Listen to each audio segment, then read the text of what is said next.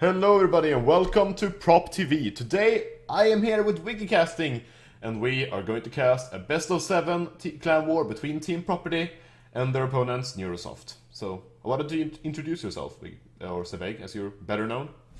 Oh yeah, well, thank you, Viking. So yeah, I am Zeweig. You can call me Wiggy or whatever you feel like. Alex as well, of course. And I cast for prOpTV, UniSL, you name it. I've casted most of the stuff you've probably seen. And it's going to be great, you know. I cast some prop clan wars back in the day. Same thing for NrS. So first time I cast with property though, so that's going to be a blast. And yeah, I'm looking forward to it. Yeah, it's gonna be pretty awesome actually. We have the first game ready. We're actually in the loading screen already, so it's gonna be between the Zerg player Roof, who you probably heard of, you might not have, but he's actually a big up-and-coming Zerg player in Germany. He's very, very good. And Team Property's own Starnan, who I would rank as the best pros player in Sweden right now. I might be biased, but he's been doing very well in WCS and so on. So it's gonna be a very, very good first match. And overall, this clan war is gonna be very high prestige because both of these teams have some very good players. So I'm looking forward to this. Yeah, absolutely. So here we are on Nimbus. I'm sorry, I almost said Foxtrot, but here we are on Nimbus, and in the top left-hand side, playing for NrS as our purple star player. It is going to be Roof. And in the bottom right corner, we have the green Protoss player from Team Property. I would rank him as the best Protoss player in Sweden. It is Property's Starnan. Yeah, and to be fair, I have to agree with you on the Protoss part of things. Like, there aren't that many to really question him. Like, you have Sase, but he doesn't play in the same way he did before. So yeah, and like other than him, it's probably Mekar and oh yeah, XYZ. Mecha is good. Mecha is very good. Yeah, but I feel like Starnan is, at least right now, slightly better. I hope he doesn't hear me. Mecha's gonna find you, man. Yeah, he's gonna find me. But I would say the Starnan is probably slightly better right now, but Mekar is hugely up and coming. He's been improving very quickly, and he's also very good in like high important tournaments. Like, he usually performs a lot better under pressure, which is a very impressive thing to have as a player. So oh yeah, absolutely. And XYZ, you might better know him as Succeed. He did really well in the beginning of HOTS. He was on route for a while. Lately he's kind of not done much, but he's played a bit in Swedish tournaments, and he's definitely very good. He beat some good players in one of the qualifications for eSport SM, which is probably the most prestigious Swedish-only tournament. So, I mean, even though there are some pretty good, lesser-known, or at least right now lesser-known Protoss players, I would say the Starnan is, in my opinion, undoubtedly the best Protoss player in Sweden at this time. Yeah, probably. I want to say like Mecha is probably the best PvZ, and Starnan is probably the best like PvT and PvP. I would say, if you look at the matchup themselves. But yeah, as you say, you know, he's a premier player. He's extremely good, and already we see something interesting here. Roof, of course, very. I don't want to say well known, because he's the kind of player that you should know of, but probably don't, because there has been, you know, him not playing a lot of online tournaments for some, you know, very special reasons. But you could say it like this: he's one of the best players in Germany right now, a Zerg player, and he opens up with a hatchery at his third, which is a very, very kind of special play, to be honest. Because, I mean, looking at it, it's very susceptible, but it gives you an amazing creep spread if you get away with it. Yeah, like there are multiple reasons to do this. Number one, you get a lot of, like he said, you get a lot of creep, but you also get a lot of minerals to put in those drones and those queens, which results in more creep, more economy. But the problem really lies that there's a bit of time before you have a lot of larvae, most importantly. So there is a bit of a timing, but this map is so huge, and they're actually even cross-positioned, which makes it even harder. So I feel like this is a very good decision by Roof. Actually opened it up with quite an early speed, or quite an early gas here, which is a little bit uncommon for a quick 3-base, but, you know, it's nice to get map control with the speed links early on. Yeah, absolutely. As you say, this is something we don't see too often. Usually you see the 6-minute gases, you see, because you want to get as many drones out as possible. As you say as well, you know, getting hatcheries out, that means you lose a drone making them, you have to make the queens to get the injects out, and you spend so much minerals, therefore you don't actually have that many drones, although you make a so-called eco-opening. So getting the gas here as well, you'll see Roof, he will have a very big lack of drones. If you look right now, for instance, you see 27 workers for Starnan and only 21 for Roof. Now, this will skyrocket later on, but for now, you know, he's going to have quite, you know, a long time before his economy really kicks in because this early speed, and it's something a lot of people, as you say, really don't like getting. Yeah, I mean, I feel like it's very much a personal thing. Like, some people like the early speed, some don't. Mainly for the reasons of having that early map control is quite nice. But you know, it sets you up better for like the most close time, I would say. Like earlier on, you're in a better spot because you have that creep bed, you have that speed. But later on, you will have less drones. As you mentioned, like Starn is still ahead, 5 probes, which I mean you don't expect a pros player to be ahead on work, especially not at this point in time. So Exactly. Do you see the Stargate, by the way? This is pretty awesome by Starn on this map. This is one of those things you see Starn do pretty much all the time. He's pretty much the number 1 Stargate lover, I feel like. And he uses them very interestingly. We're probably gonna see him move out with a probe very soon and put down a pylon. Because he likes to do this, opens up with a few phoenixes, presses a little bit, makes it seem like he's gonna take a 3rd base, and then he presses with a few gateways, and just a little bit of damage. It's usually, either it makes the circular overextend, and if nothing else, at least it can usually do quite a bit of damage and force out quite a few units. So it's actually a very nice build, and I've seen him do it quite a bit, so... He might not do it this time, but it's the most standard way for him to follow up a Stargate.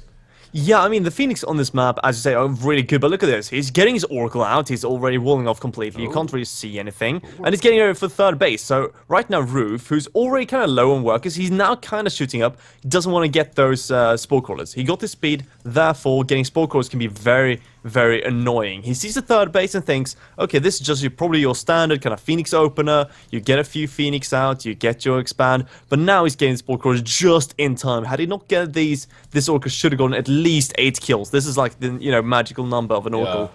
I love this by Starnum, by the way. Like, his opponent scouted the Stargate, which usually means Phoenixes and a quite quick 3rd base, but he does 2 of the 3 things, which makes it so hard for the 3rd player to know. Like, he takes a 3rd base, but he builds an Oracle, and he goes immediately into a Robo, which is... His opponent will have no idea. He'll have Colossus out very early, and he's gonna probably force out a few Hydras out of his opponent, and, Colossus... They fry Hydras, and like it's what they do for fun, basically. If they see a few Hydras, they just barbecue them up, and... Oh yeah, they're just, come here, get a hug, and like, oh god, you just disappeared. Yeah. Evaporated. Yeah, it's like it's a bit of a dust left where it was like a big before. Yeah, it's kind just of some faith in the air. It kind of is, especially as a solo play, it really must hurt when you see that. But right now, we see double Evo Chamber from Roof, so it doesn't look like he wants to go for something really aggressive kind of, Hydrolink play. We already see one of those drones going out for the 4th base. So Roof wants to play it macro. He's super safe as well. He gets that double. Wow. I love this so much. Oh yeah? Because I feel like... Oh god, do you see that infestation pin +1/+1 on the way? He shows a Spire. I wouldn't be too surprised if he even cancels this Spire. But he's going to go super early upgrades. Oh, not early upgrade, sorry. He's going melee upgrade. Yeah. He's going to have a super early hive. And he might, even if he wants to, just rush into Ultras or go for some of the earliest Swarmos you'll see together with, like, really high upgrade links, which in both ways are very, very strong and potent. Yeah, I feel like both of these players played it out very intelligently. Like, Starnan, he switched around, didn't build those Phoenixes, he switched into a quick Robo, but his opponent, he scouted that the 3rd base was going up, and he went for double expanding, and took a lot of gases, and teched so much, at all the upgrades he needs, and pathogen glands on the way, so we're gonna see Infestors, and as you said, probably a Hive. Yeah, it's going down right now. But Viking, look at those links coming down here! Oh, great force fields though, it's gonna be able to block away. I don't think, he might lose like 1? No, he doesn't lose a single unit so far. Yeah, that was a great hold by Ston, and those force fields really saving the Colossus, because remember, Colossi, they do remove force fields when they touch them, so actually it's very hard to force field links off of a Colossus, but in this case, Ston with some beautiful plays, make it happen. Now he's going to put on pressure towards this 4th base. We have 42 links on the way, but none out right now. Just now, 30 came out, but that's not going to be enough. Colossus taking some damage, but still, he's going to lose his 4th base, no question about that. And now Magical coming in here, so you can see a recall as well. Roof, who got a 4th base behind, is still in some trouble, and now he has to buy time for the Ultras. And to be honest, Stana doesn't know about this plan. Yeah, I feel like Stana had the perfect timing to attack, and it was a very good decision to attack at this point in time. Well, based on the fact that his opponent is doing what it's doing. But now, like, Starnan needs to be careful, because these links, even though they are links, they do a lot of damage, and the Colossus is gonna fall. So his army is actually very unprotected, and all these sellers, despite being good against Zerglings, there were just so many of them that Starnan lost a lot of expensive units like that. All the sentries and a Colossus just died, And I mean, this is only Zergling, so he can throw them away. The larva isn't that important to him, he has so many drones anyways. And the gas is what he needs really to save up for those ultras that should come out quite soon. So I love this play by Roof actually. Loses a base, but it's fine. He has 4 bases and he has a lot of infestors. He's still up 1 base, which I mean, Tasteless like to say this, and usually you think, well, maybe that's wrong then. But I don't want to hate on Tasteless though. But being 1 base ahead as a third player, it isn't like necessary to win the game, but it's very, very nice for them because getting that extra larva and getting those extra gases most importantly. 4 base gas is really what you need to saturate and keep a good army up as a third player. Especially if he wants to do a Muta switch or something like that later on. Yeah, absolutely. I mean, right now, though, he did see all those Void Rays, so he knows he has to deal with this. We have Mutas on the way already. So it won't be all too surprised to see Roof going into a big Mute attack. You know, you'll see those... You'll probably see those Voiders fall really quickly to the Mutas because there is non-real anti-air or anti-Muta. Oh, wow. Nice. Fungal here. I almost say force field, but yeah, he's going to get... Is he? No, he's not. Nice. I didn't think he could recall with it being fungal, but apparently he can. Another way that the Magic Core is OP. But speaking as a bit of a... Oh, the Terran tears coming out here. Yeah, a bit of a Scar, the Terran player here. Yeah. But, yeah. I mean... But right now, I mean, Ston is pushing out. There are Mutas out on the map as well. This could be very dangerous for him. He doesn't have a Magic Core with his army yet. It's getting close. Is it? No, it's not. It's staying in the base, so he can't recall. So if he can't deal with the Mutas properly here, he might just take some heavy damage. Fungals. They could have been a little better, though. All the sellers are kind of... safe, but the Mutas are moving in. There are so many of them. There aren't Phoenixes, and there's no anti-air. Yeah, wow. No. Oh god. That's well. Actually, maybe the Phoenix is coming in, and there were quite a few Void Rays. So, I mean, Void Rays, they are supposed to be countered by Mutas, but unless you have Mutas in a very, very high number, they don't do it amazingly. And like the supplies are actually ahead for Stana with that new warping coming in. 28 Zerglings against 3 Colossi and a bunch of Zealots that we should be moving over there quite soon. Will be very hard to deal with. I feel like if he's able to get those Zealots over before all the Zerglings are collected and together, he should be able to do a lot of damage right there, and even kills the hatchery. So his opponent is down to 3 base gas once again, which, I mean, if he wants to rebuild all those Mutas he lost, it's gonna be very bad. However, these Colossus are falling very quickly to these Zerglings moving over. He might see that last one! Oh! Just get it. Oh. I mean, look at this. He has 2/2 as the Adrenal Glass. Those Zerglings do so much damage. Now, very nice sniper with Stonen. He kills all the Queens, he killed the 4th base, and now there's a new one, so this is technically the 5th base again. Yeah. But we have the Ultras on the way. He cleaned up a lot of the Void Rays, and Stonen saw the Spire, he saw the Mutas, and he knows, okay, you're getting mass Mutas. He doesn't know about the Ultras, so he's just gonna mass up Phoenix. He's getting his Phoenix range as well behind this. There's nothing really to counter the Ultras here. Look at this, we have only 2 Void Rays. They're not gonna do anything. Yeah, I mean, like, right now, to deal with Ultras, you need either Immortals or Void Rays, or actually, you'd rather have both, because the Ultras are so strong in and of themselves, and Starn is pretty much only building Phoenixes, Colossus, and Gateway units, and neither of those are sufficient to dealing with Ultras, because Ultras, they just can receive so much damage that you need something that do a lot versus armored to really be able to deal with them. So even though Storm is doing a good job, he sees the Ultras now though, so we should see a reaction. Yeah, 3 Voiders on the way. We should probably see a Colossus followed up by an Immortal quite soon as he has the minerals for it, or actually does have the money. Yeah, there we go, an Immortal on the way. So, I mean, his opponent should be moving over right now, because he knows he needs to push before Storm is able to get the counter out.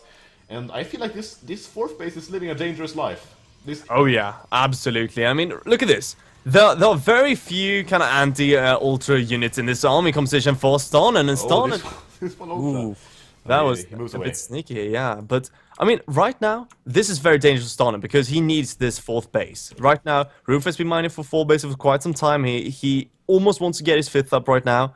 And it's all up to this next fight, because Roof, if he wants to push, he has to do now. Otherwise, Stoner has the best kind of anti-ultra army you'll ever see. So right now, Roof is kind of transitioning, he's getting his +2, he's getting his Vipers against those Immortals. So we'll see if he tries to for delayed push here, because as is right now, Stoner is kind of stabilizing and he's getting his 4th base up. So the hope is not dead yet. Yeah, I'm not sure how much I agree with. I mean, right now, yeah, I like this taking his 5th base right now, but I feel like he could have taken it earlier, because he needed... I mean, if he had more creep, like, he could have gone early on if he didn't go for that quick gas. then he could have brought these queens with the first attack. But right now, I mean, Starman has pretty much got the counter units out. He's building one Immortal, which isn't a lot, but combined with his Void Rays, it should be enough. And, I mean, if he's just able to get those High Templars out, which he should quite soon for safety, those Vipers, it's gonna be a micro battle. It's kind of like High Templar versus Ghost, right? But I feel like Starman was in a scary position, but it's kind of stabilized right now. And, I mean, 4 base against 4.5, or rather 4 currently, with a 5th bond finishing up. It's not that bad for Starman, especially since the gas income is equal as soon as he saturates these gases. So yeah, I feel like I don't know. I mean, oh my Roof god, it's right a now is very pushing up scary move forward. down though. The Voiders Yeah, is and so all those good, queens are killing off the Voiders really, really quickly. They're trying to focus down the Ultras though, doing a very good job. There are several Immortals, but nice blinding clouds here coming out for Roof, and it's all about these queens right now. Will they kill enough Void Rays? The Ultras doing so much damage. Nice transfusion going down. The Infests are captured. Oh, I love this so much. Lifts up the queens to prevent any sort of transfuses, and these Voiders are just menacing. They are just sitting in the air and shooting down everything. Killed all the Corruptors with barely any losses. Now they're killing all the queens and might even get all the... Yeah, he's even gonna save the 4th base. That was a very, very bad attack for his opponent. Even if he killed those Colossus and those Zealots, those are unimportant for Star right now. Those are the units he doesn't really need to deal with the composition his opponent has. The only possible units his opponent can build is Corruptors, Zerglings, Mutas, Infestors, and Ultras. And pretty much the only unit Colossus is actually somewhat useful against of those is the Infestor, but that isn't gonna be the meat of the army. However he does it, he needs to deal with small units. Sure, they are good against the Zerglings, but the Zerglings at this point in time are kind of irrelevant anyways. They're kind of played out their role. So if he's able to get a few more Colossus for safety against those Zerglings, I feel like that fight was very, very good for Starman, especially considering he saved that base, and the gas income is still sufficient. And he's even doing the patented Starman harass with a few Zerglings, might even get this base, which would be huge. Although those Zerglings with patenting glance and 3-3, they... Oh, 2-2, but soon 3-3. Yeah. So good. Adrenal Glance is so strong as a side player. Of course, you do love the upgrade, but I mean, look at this. You see more robots going down for Starman, and I have to say, I mean, I haven't seen Starman play for a lot recently. I've seen a few games from him. I know he's a good player, but this has been a spectacular show on kind of how to hold his style, which can be very annoying as a pros player. And now, look at this. Roof, he's doing his run buys, he's getting his 6th base. This is when it gets scary. This is when he gets into the super late game Zerg kind of composition, where you say, I'm going to have any tech route and every tech route, and I can remax instantaneously with tons of lava.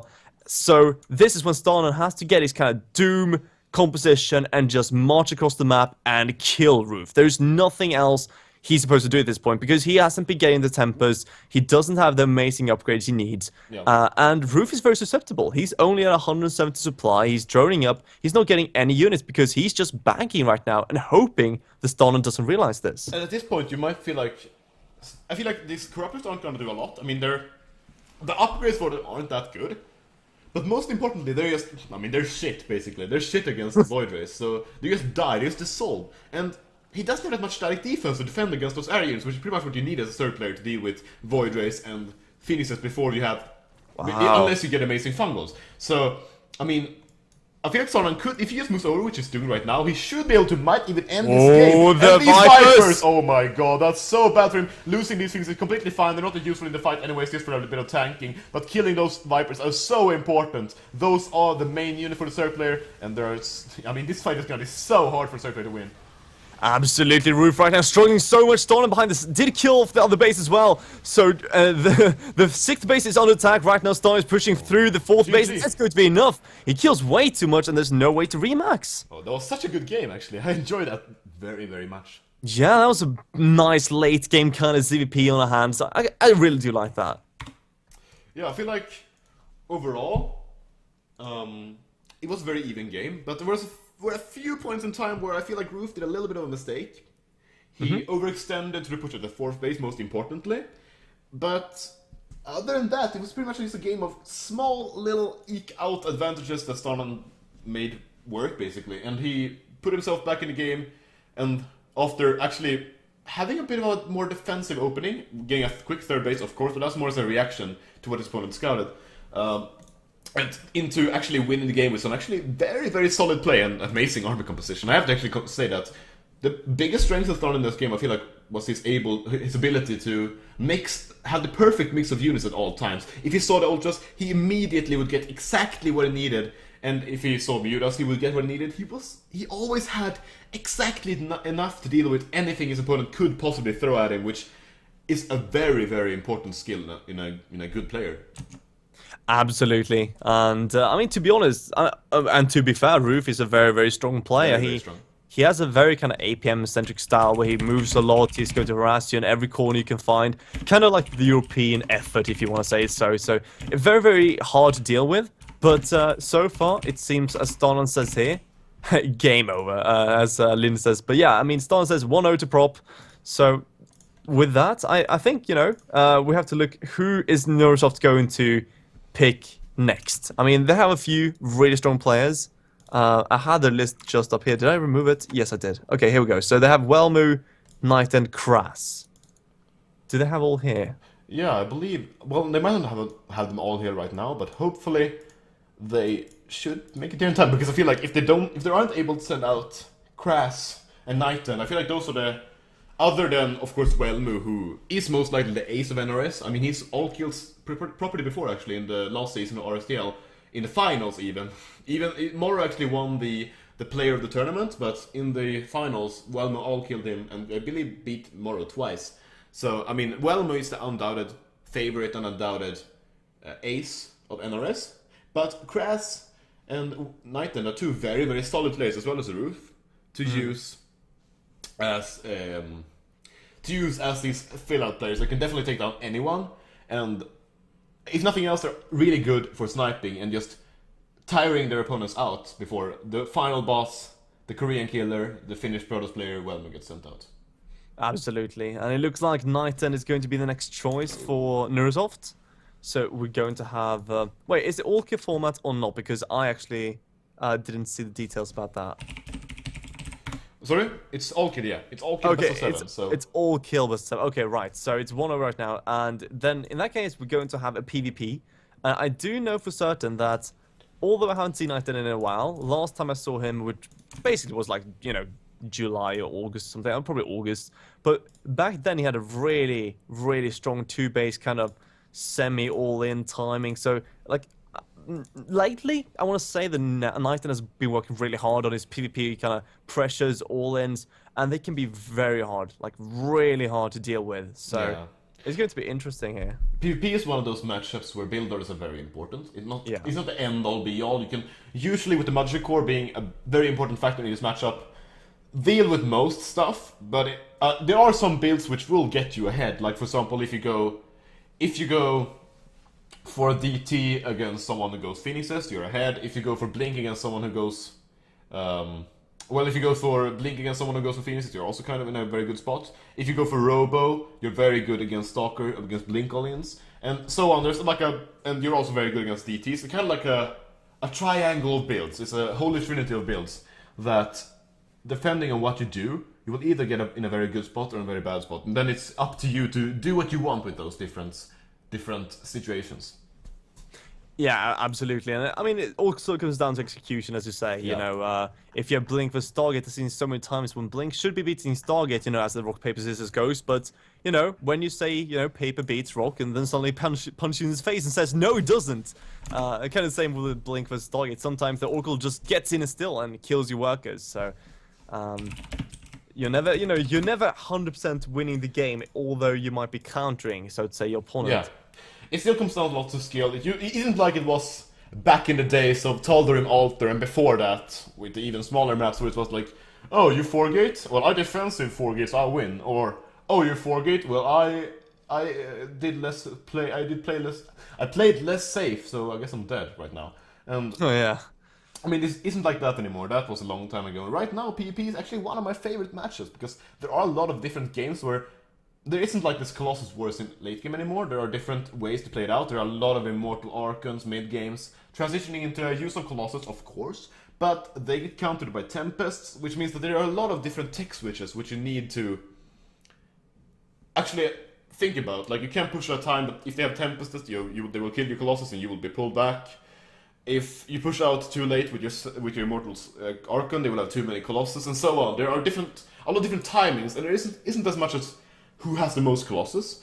It's more about who has the best composition for that time in the game and who actually switches at the correct timing. And it's a lot more about skill than it used to be, in my opinion. Yeah, absolutely. I mean, back in the day, like, do you remember back, like, way back? We're talking like early Wings when it was like 4-gate and just 4-gate. It was basically 4-gate crushed everything, right? So you had only 4-gate and you had defensive 4-gate. And defensive 4-gate was basically, you know, having 2 extra workers. You just crammed in like 2 extra probes, you know, maybe 1 less chrono or something, and you still 4-gated just to hold the aggressive 4-gate. It was kind of the eco gate. But I'm going to have to be right back like 10 seconds. I'm just going to grab more drink because I was actually stupid enough to only have 1 glass of water when I should have 2. Yeah, there you go. Go fix that, man. You need that water. So yeah, in case you guys don't know, as we mentioned earlier, it's going to be an all-kill best of 7, which is, in my opinion, I think all-kill. I know a lot of people think that the Pro League style of setup matchups beforehand, it's a lot more nice, but in my opinion, there's nothing quite like the all-kill, because there's so much hype going into it. But anyways, we're gonna have the second game in this best of 7 series between NrS's Night End and Property Star on the map King Sejong Station LE. So... And I'm back. Yes, you're back. You can do the introductions as you just came back. Alright, welcome ladies and gentlemen back to the Cascade Team League. Clan League even. Wow, me and names. Back in the game here, we have 104 Team Property, and we're spawning King Sejong Station in the bottom right-hand corner, playing for NrS. As the contender, it is going to be the Blue Pros playing Night End. And in the top left corner, we have the Purple Protoss player from Team Property, the best Protoss player in Sweden, taking the last game with some very, very solid compositions and good play. It is Property Starnan. Oh yes. Oh so, yes. We have Night End, you know, Walk of 3 legend. He is so good. He plays, you know, entirety of Stock of 2 through Wings, always been famous. And then you have Starnan, you know, the Swedish prodigy. He's been one of the most solid pros players in Sweden since the beginning. He's always been playing, and you know, now he's doing his comeback. You know, the big Property comeback here. You know, hands on the table. Who do you think is going to take this? Because for me, it's a really hard decision, actually. I would agree with it being a hard decision. It's kind of interesting because Starnan, there was one time where he did better than he is right now. I'm not gonna lie with that. He actually got to round of 4 in a DreamHack back in 2012. But since then, that was like one big achievement. And since then, it's kind of fallen off a bit. But lately, he's been coming back with glory. With vengeance, rather. And Night End, his opponent, was a player who also was very good back then. He's kind of fallen off, and I mean, lately I feel like you kind of heard a bit more about him, but he's still one of those players. I feel like Starn is on the way up, while Knighton is still plateauing, if you know what I mean. Oh yeah, so I know what you mean. I feel like as a further or a future improver or a future player, I feel like Starn is the favorite, but as of right now, it's going to be a very even match. I would still put Starman as the slight favorite, although I mean, these players are so even that it's going to come down a lot more to different build orders and different decisions in the game, rather than just pure mechanical skill. Oh yeah, completely agree with that. And right now, very identical builds, both scouting, both, you know, doing the Protoss things, the Protoss dirty deeds. Now, you know, I just have to say, it's very cool actually to see these kind of old school players battling it out, because this is something you could have seen at 212, as you said. This is your typical, like, 2 years ago kind of matchup you'd see at a DreamHack. Yeah. And it's very cool to see, you know, players coming back into it, and it really just hypes the game up a bit for me, because when people, you know, shout, you know, dead game and you don't see people anymore, they realize, you know, you have Grubby, you have Stun, and you have Knight, and you have so many wonderful players just coming back into it. You know what the funniest part about that, in my opinion? That game hype thing? That the only people saying that the game is dead are people on Reddit. Like, there are no pro players saying that the game is dead. So, and I mean, those are the ones who should have the most knowledge. I mean, let's put it like this. I mean, when I solo cast, and I'm a very bad solo caster, I got like, I think it was like 50, 60 viewers, which, I mean, that would never happen if the game was dead. So, I mean, that's just an example. I mean, tournaments get like... I mean, if you think like this, think 20,000 people standing in front of you, or even 50,000 or 60,000 as in some tournaments. I mean, that's such an insane amount of people. It isn't even fathomable to raid. Oh, never mind. It's I mean a game being dead. I mean I don't see humans being dead who have the equality of or who has like 60,000 or whatever. Oh well. And you know, to be honest, I have to agree with you. The game is very much alive, but things are happening, Viking. Yes, things are happening. On the way. I was gonna go on a tangent about who King Sejong was, but let's save that for another time. Yes, let's say that for next time. Because right now, Blink is on the way, right, and Nighten is pushing on forward. He has brought his Mother Shikoi, has brought his Stalker. Has to watch out a bit, but he's going to put on some heavy Blink pressure, and he hasn't scouted. Has he scouted? Now he's scouted. Now he knows. Now he sees the Stargate. So Yeah, and he also saw the Oracle moving over, which is quite awesome for him to know. Because and he's actually going to be forced to recall, which I mean, it was expected. But at this point in time, it means he has to use these two Stalkers to defend against this Oracle. He can't use the Photon Overcharge, which, I mean, the Photon Overcharge in this defensive position is very nice for him, because he both use it to shoo away the Oracle, and if the Oracle overextends, it gives a lot of range and a lot of time to killing that Oracle, which is huge, because if an Oracle dies, then there's no potential pressure on the other side of the map, which means that the Blink Stalker pressuring player can warp in on the other side of the map and do even more deadly pressure than before. And Stalin doesn't have that much production for his gateway units. He has a third gateway going up right now, a second one close to finishing, or somewhat close to finishing, but his opponent already has 3 gateways, and he already has a bunch of Stalkers out. He even keeps 3 Stalkers in his mineral line. I don't know how much I agree with that, but I mean, 2 is usually enough, but I mean, if you're able to shoo away that Oracle even quicker, then that's very nice for you. So, yeah. Stalin needs to be careful. He does have a lot of energy on his Magic Core, however, which is very, very good, because this Nexus will finish. It won't die before it's finished. And as long as he's able to use Photon Overcharge on his natural, I feel like he should be able to buy enough time to be back in the game. And even a Dark Shrine going there right now, which I like a lot. Yeah, Stalin right now proxying a Dark Shrine, but Nighten realizing there shouldn't be too much at home for Stalin. Stalin trying to get his natural down, of course, a very greedy play here from our Swedish player, and he's going to maybe lose his Nexus, it looks like. Might just have to cancel that last second because he doesn't have the warp ins. Is he going to save it or not?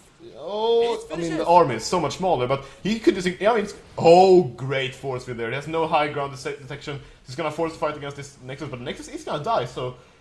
That's quite annoying for Starna, even actually in some ways wasting a bit of energy on that Nexus, because he's not gonna be able to use that again.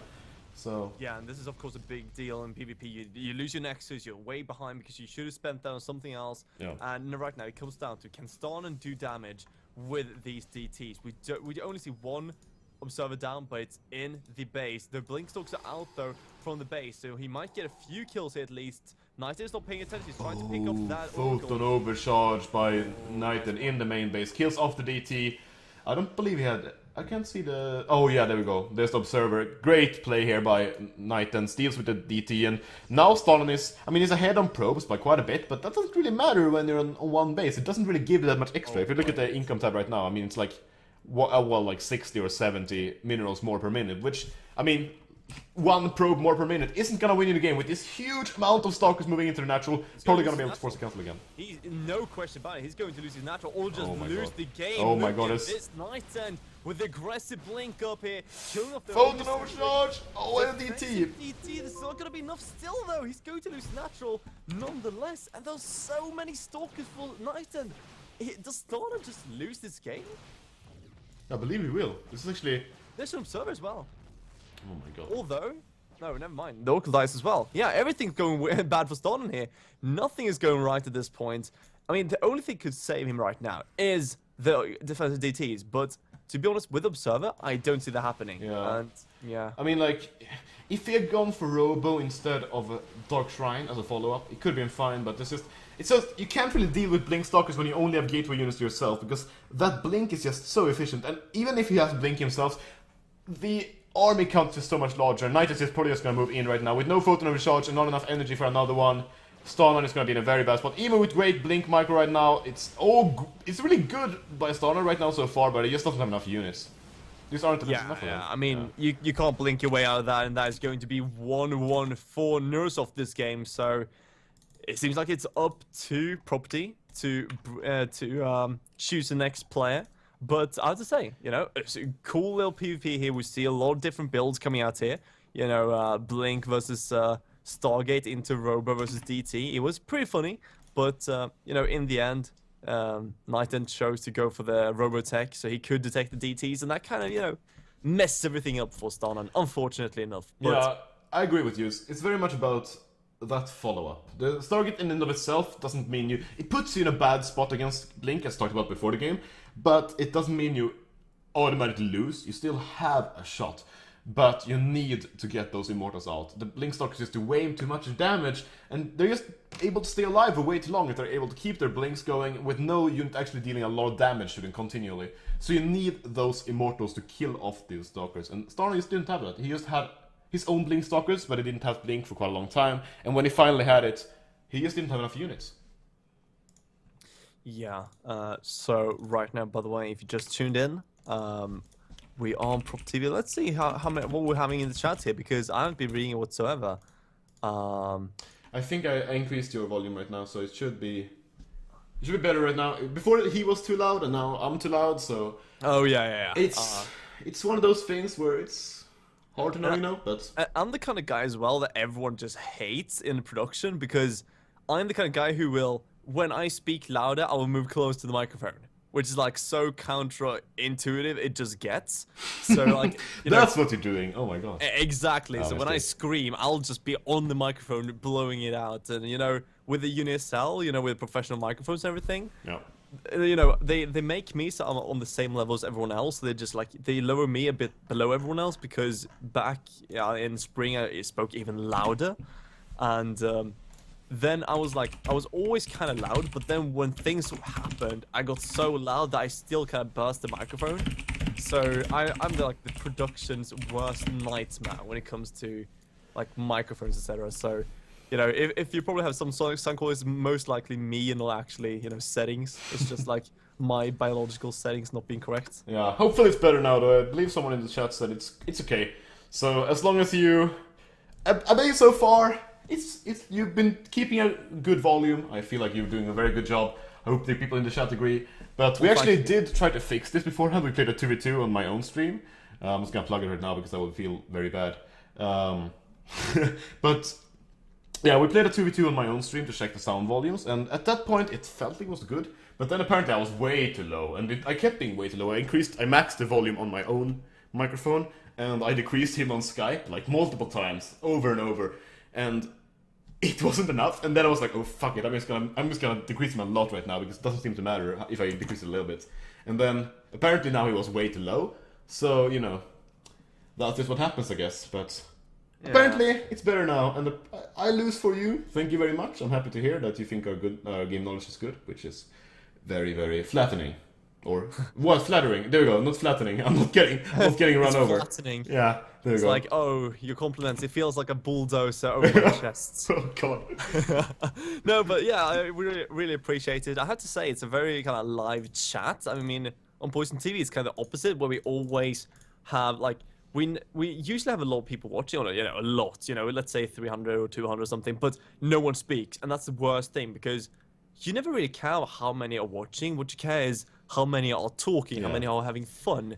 And to be honest, having like 22 people just poking at each other, it's really funny. Because, I mean, I have had some times when it's like 500 people watching and there are 2 people typing. It's like the worst feeling ever. It's like someone says, good game. And the next one is like, when does next game start? And that's all you had in like 1 hour. It's Yeah, and before when I started with prOpTV, we had this problem. We would have a lot of viewers, but all of them would be bots. Oh yeah. And that's like the worst thing, because you think you have a lot of viewers, and then you're like, oh yes, this is going so good, and then you check your viewer list, and there's like 2 logged in people. You're like, and you're like, Chan man, get off our Twitch. Yeah. Oh god. Damn. Topical joke. Wow.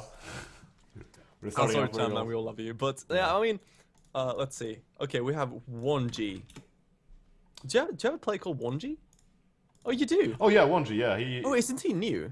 Why am I just... He's new/old. I mean, we're kind of getting back some older players, like Skinky, you might have heard of. He's actually back. Skinky. But yeah, we're kind of mixing it up to get those old players with those new players. We had a bit of a change up in the roster, so to speak. Some of our older players, like Runa, who's actually living in this house right now with me, and Starnan and Genroyo, who's in the chat.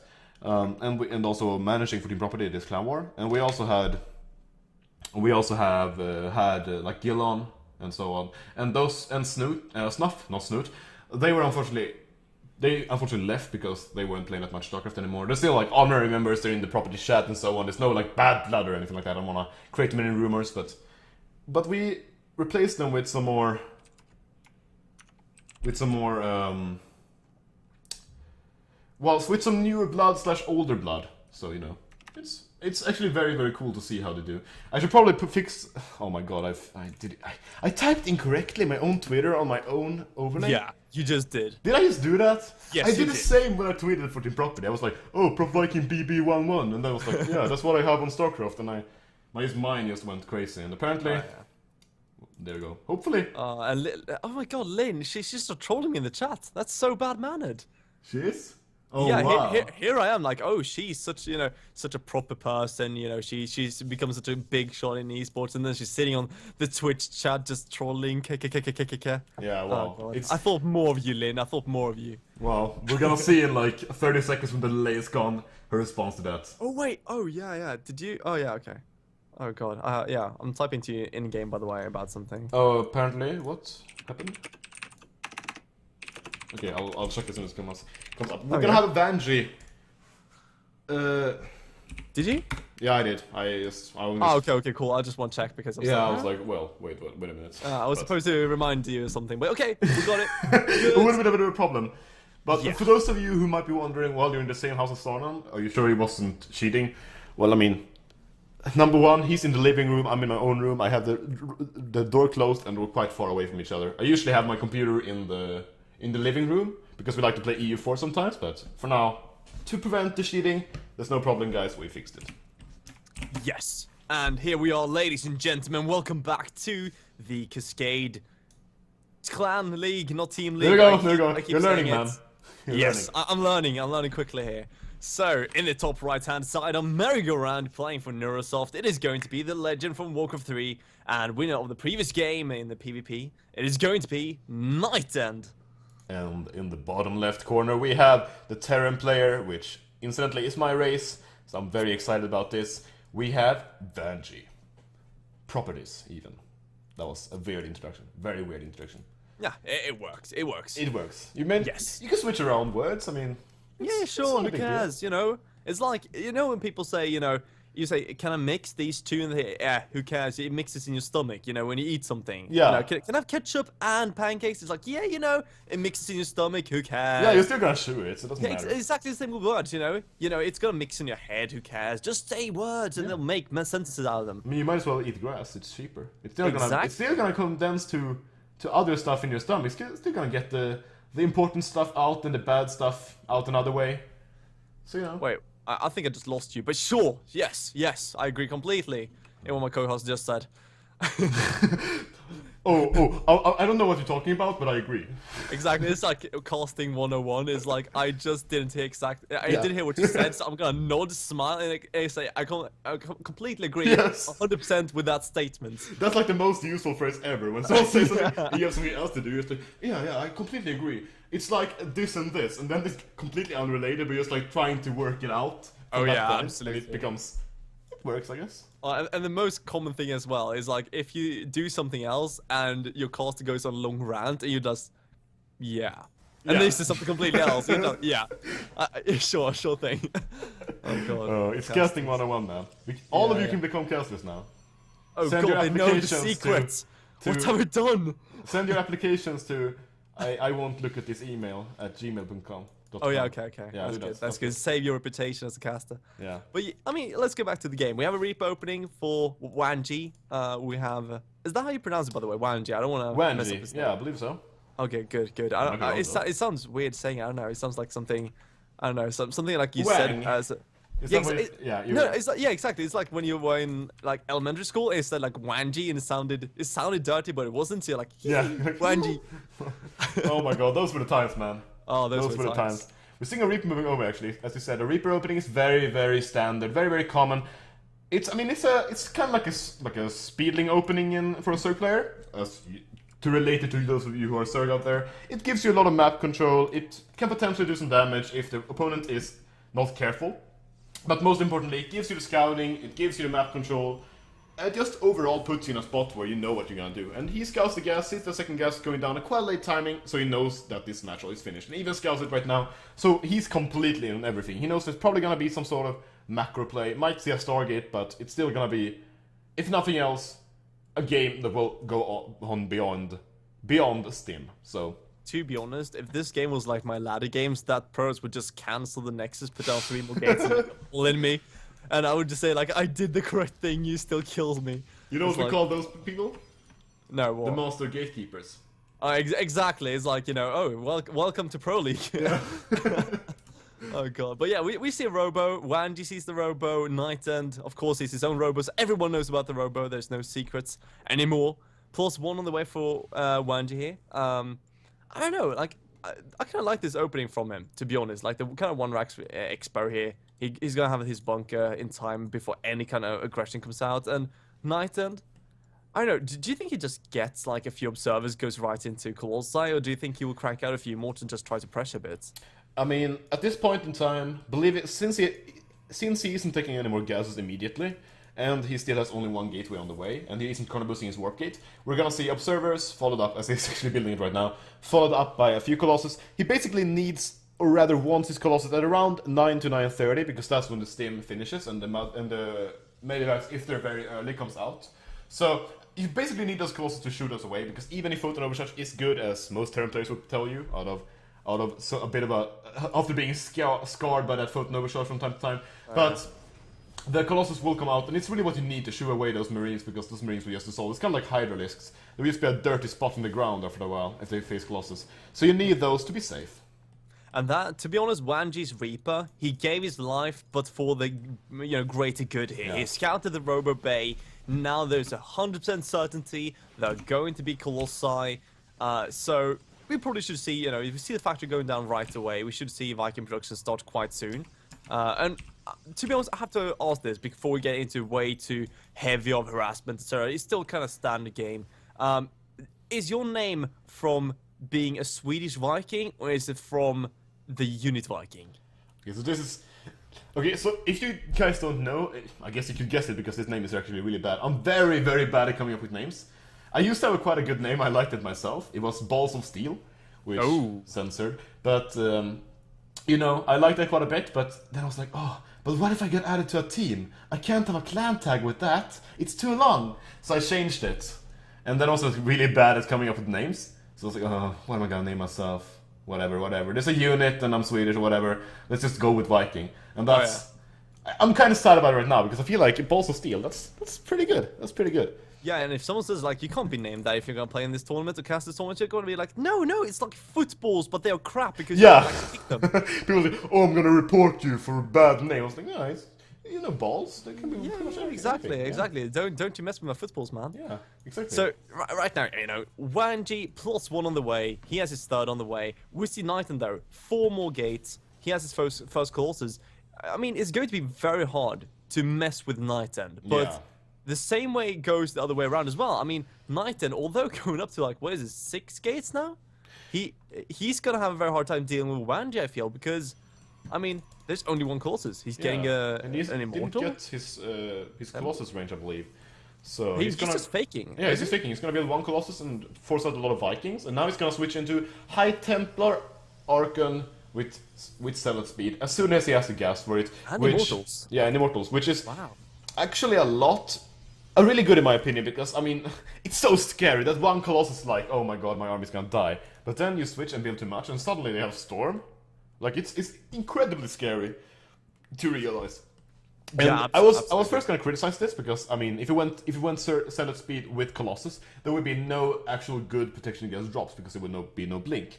But going into these High Templars with the Storm on the way, and these Templars potentially able to force or to feed back any Medivacs, as well as the one Colossus who is scaring away his opponent, and that's Zealot speed being so efficient with the armor upgrades that should come out quite soon.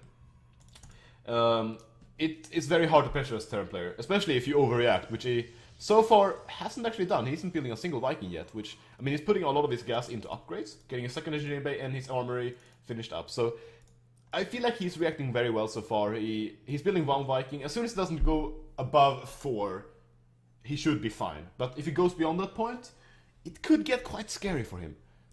Yeah, I completely agree. I mean, if you have way too many Vikings, you're gonna see soon, like, although your army looks good, it's going to be basically worthless. Now, he gets the Observer, a nice little snipe here, but Knight then goes up to 9 gates. His Storm is soon done. I feel he's just gonna warp in, or actually, he has a lot of High Templars. I'm just being blind here. Yeah. He's just gonna warp in a few more, it looks like, and go for this big Doom push. Exactly. And I feel like, I mean, there's pretty much there's no actual anti-Templar out on the map right now from the Terran player Banshee. He needs to use a company. Oh, I love this. He flows back into his natural rather, knowing that he can't really defend that third base with the open area around it. He needs to use that ramp. But still, even with that, the units will clump up too much and needs to have amazing micro. Maybe even flank with a few Marauders, try to take out maybe one of those High Templars before the fight actually goes down, to have a chance with this. I love the Widow Mines, however. That's so smart, because the Widow Mines, I mean, have you ever seen Zealots move into Widow Mines? Oh, yes. Especially after the buff. Oh Yeah. my god, it's so good. He's trying to focus down one of the High Templars, won't get it, but still, he does hurt it a bit. That's gonna help. And I love the fact he's building so many bunkers. I mean, usually bunkers isn't the most important against. Well, they're good against Colossus pushes, but against High Templars, it's so important because you can hide and prevent the damage from those. Here we go. Storm! Oh my god, great storms on the SCVs! Gets most of them down. Another few storms on the rest of the Terran units. It should, however, I don't believe it is enough. There's just so many Zealots, and they have.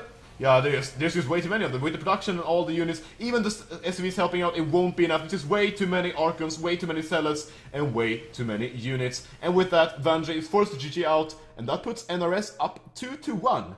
Which is actually a very powerful push. I don't believe I've seen that for quite a while. But it's very, very strong. Exactly, that's what I mean with Knight, and he loves his kind of time pushes, his all-ins, those kind of things that you just hate facing on ladder because there are so many thousands of them. Yeah. So Knight had a very strong play, I have to say. I think property now needs to kind of pull off.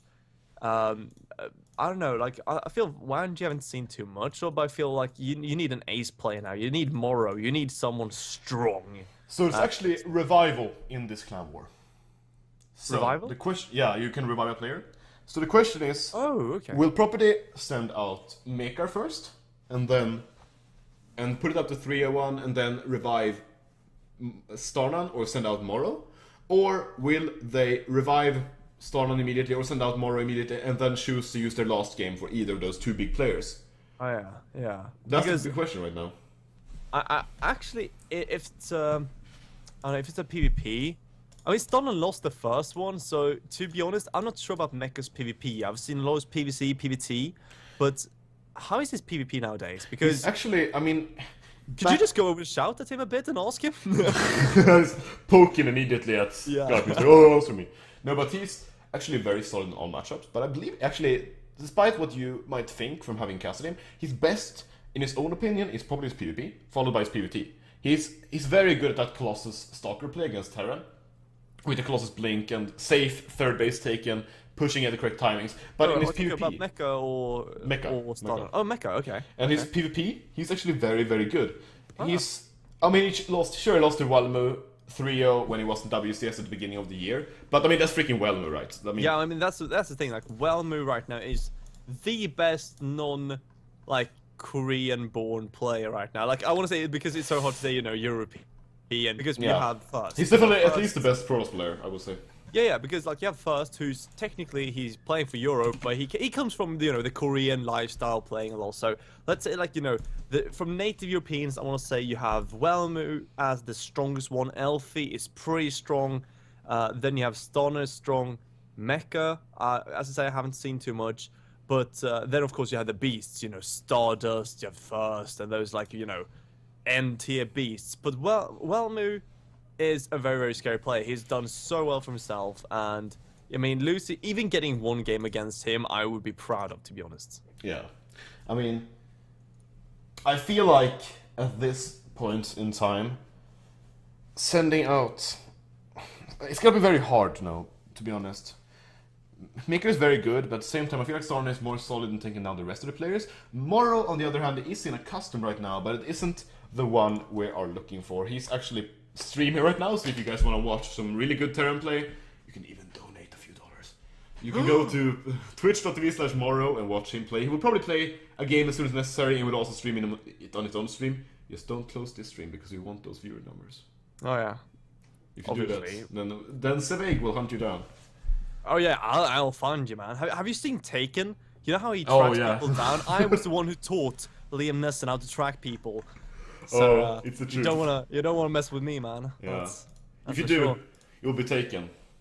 Taken by the teacher of Liam Neeson. And that, in and of itself, should scare you away from going away. Oh yeah, absolutely. So let's see here. I was oh right. What was so shocked about? I'm not sure if you saw on the webcam, but I was shocked to my core because have you seen? You know they're having the next season's ladder map coming back. Yeah? So the first one was Cloud Kingdom. Yeah? Have you seen the second one? Yeah, Metalopolis. Oh, wow. Them Zerg players, man. Back to bronze for me. Oh, I think it's really good for Zerg, though. No? Dude, I loved Metalopolis when I played it, but I mean, that was back in the day. If I played it now, I would just cry. But imagine casting on it. It's such a beautiful map. It's the most beautiful map we've ever had, in my opinion. It looks so freaking good. I mean, I don't know if it kills your FPS. It probably does, but the assets are so freaking nice. I love that map.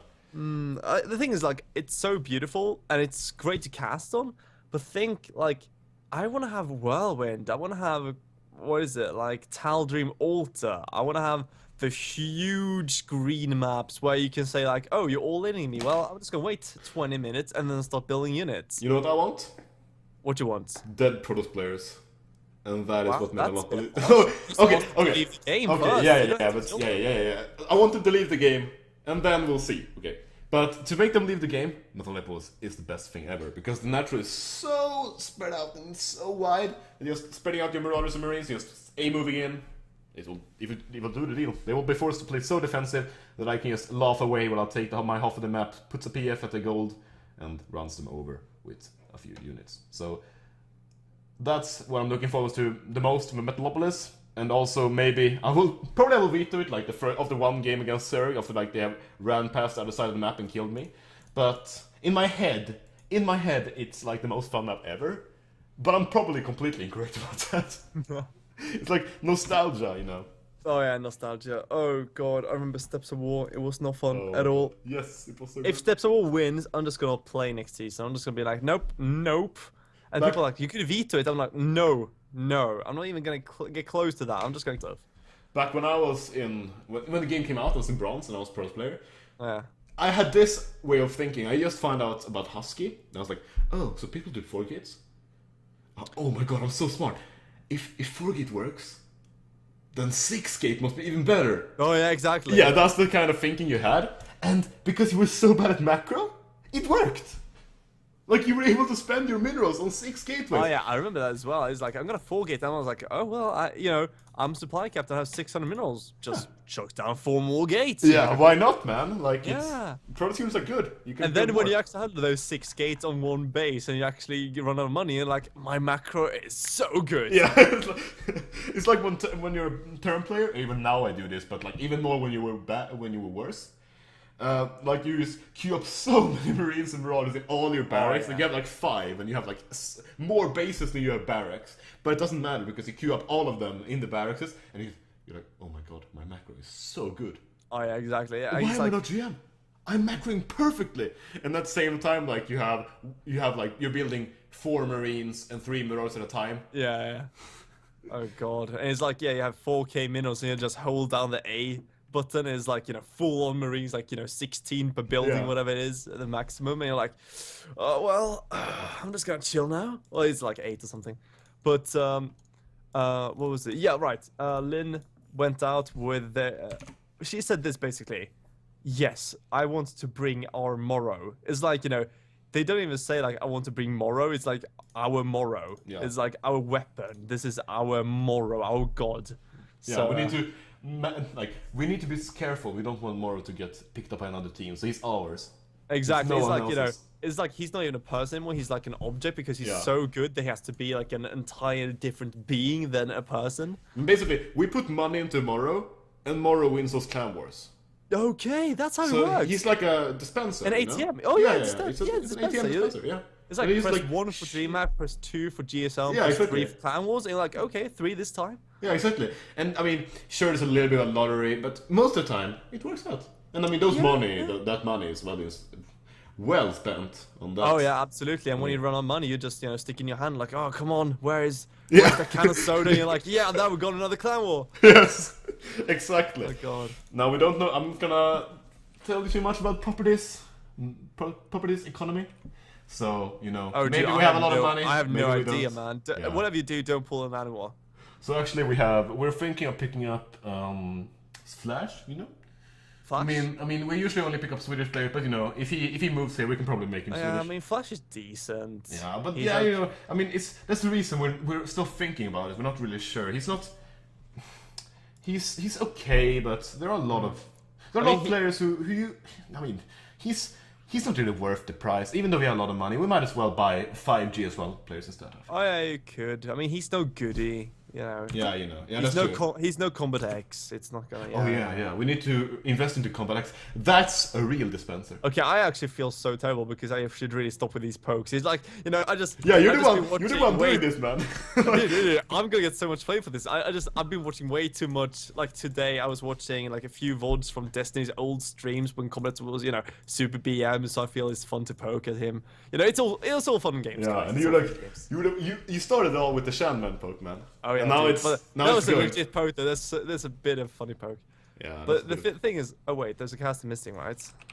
Yeah, you're. Oh, actually, wait, that's the other guy, the official caster thing. He's also an object apparently because he's CCL's caster. Don't watch him. We're better. Yeah, Wafe, I think his name was. Yeah, Let's Waffen. see. Waffen. Yeah, there we go, Waffen.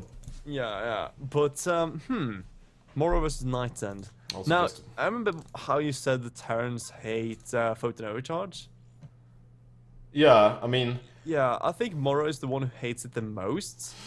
Because his build, I remember casting him like a ton in like WCS qualifiers, like throughout the beginning of 2014 and like throughout the entirety until now.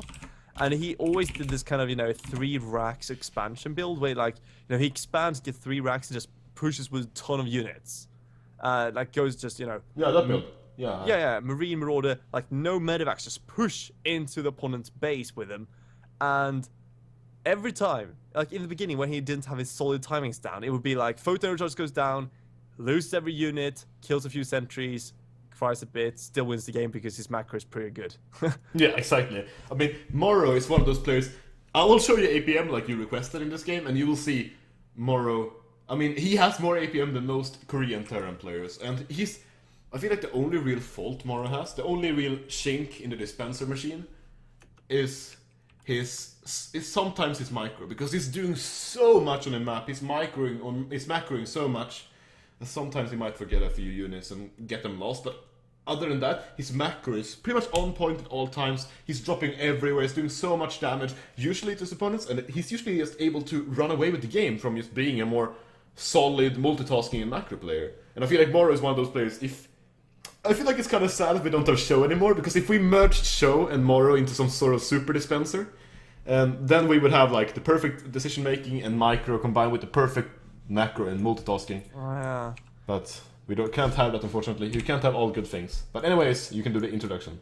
Alright, welcome back ladies and gentlemen to the Cascade Clan League. Yeah! I got it this time. Yes! Yes, and we're spawning this 3-player map, Catalina it's called.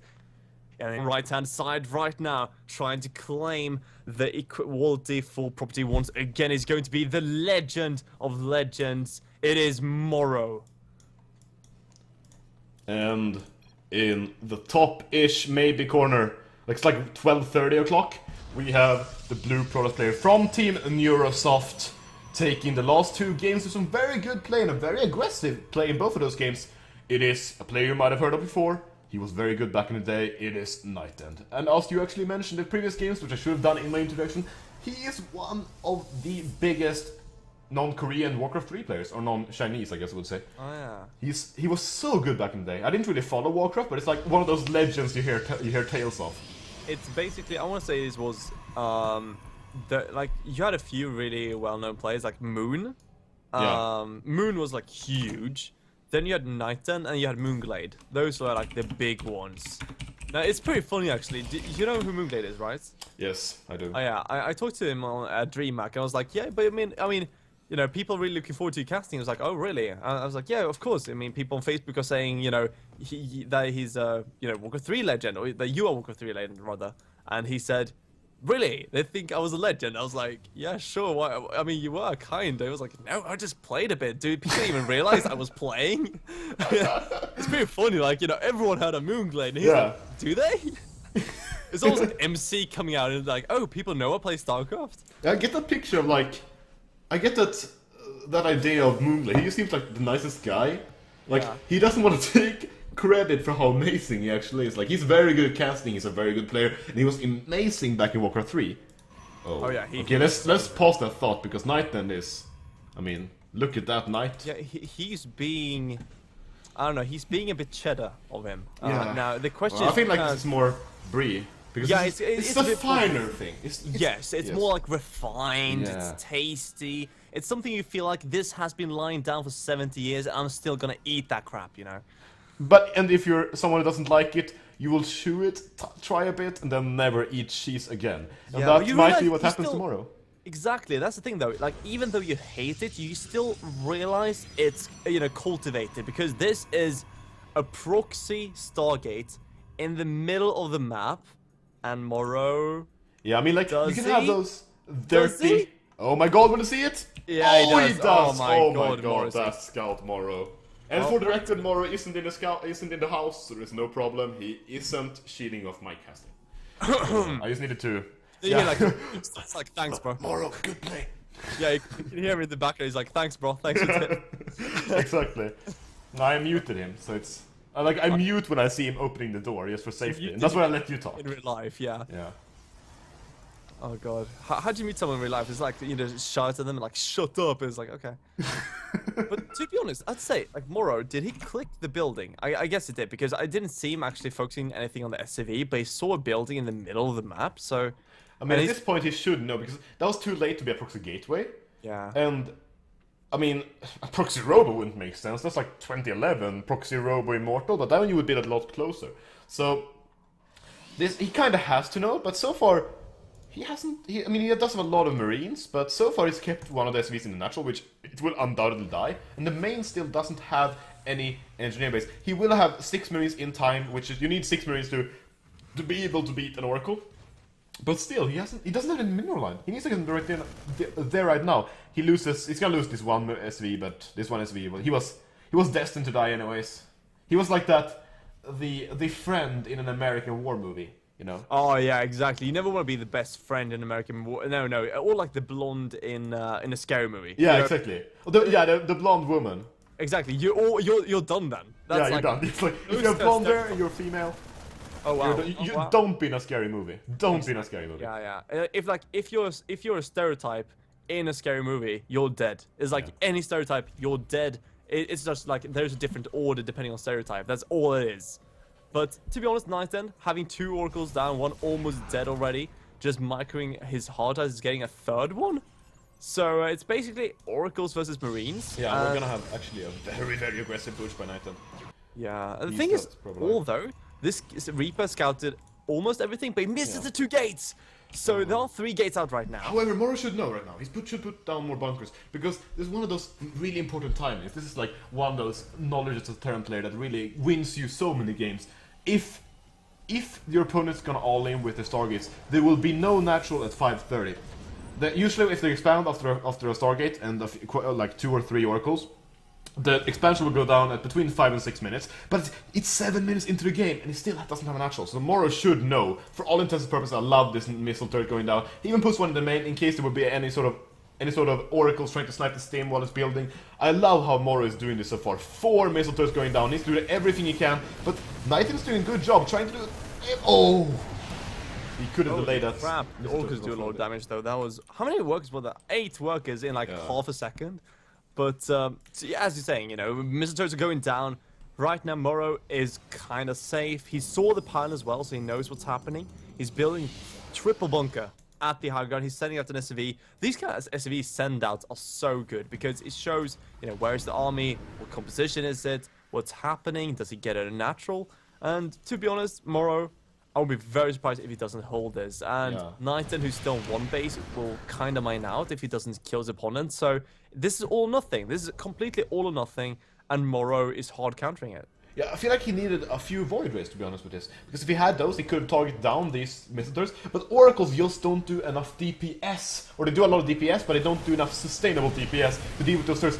And the Pros aren't moving in, they kill bunkers so quickly. But soon, they will eventually run out of energy, and he's even killing a few of the Oracles already. And all of the Gateway units are gone. He's gonna be forced to move back, but he already lost one of the Oracles. And sure, losing a few Marines and a bunker is annoying, but he just has more bunkers behind it. A GG and a smiley, and Morrow takes and evens out the series to 2-2 actually, which is, I mean, Team Property is back in the running for this game.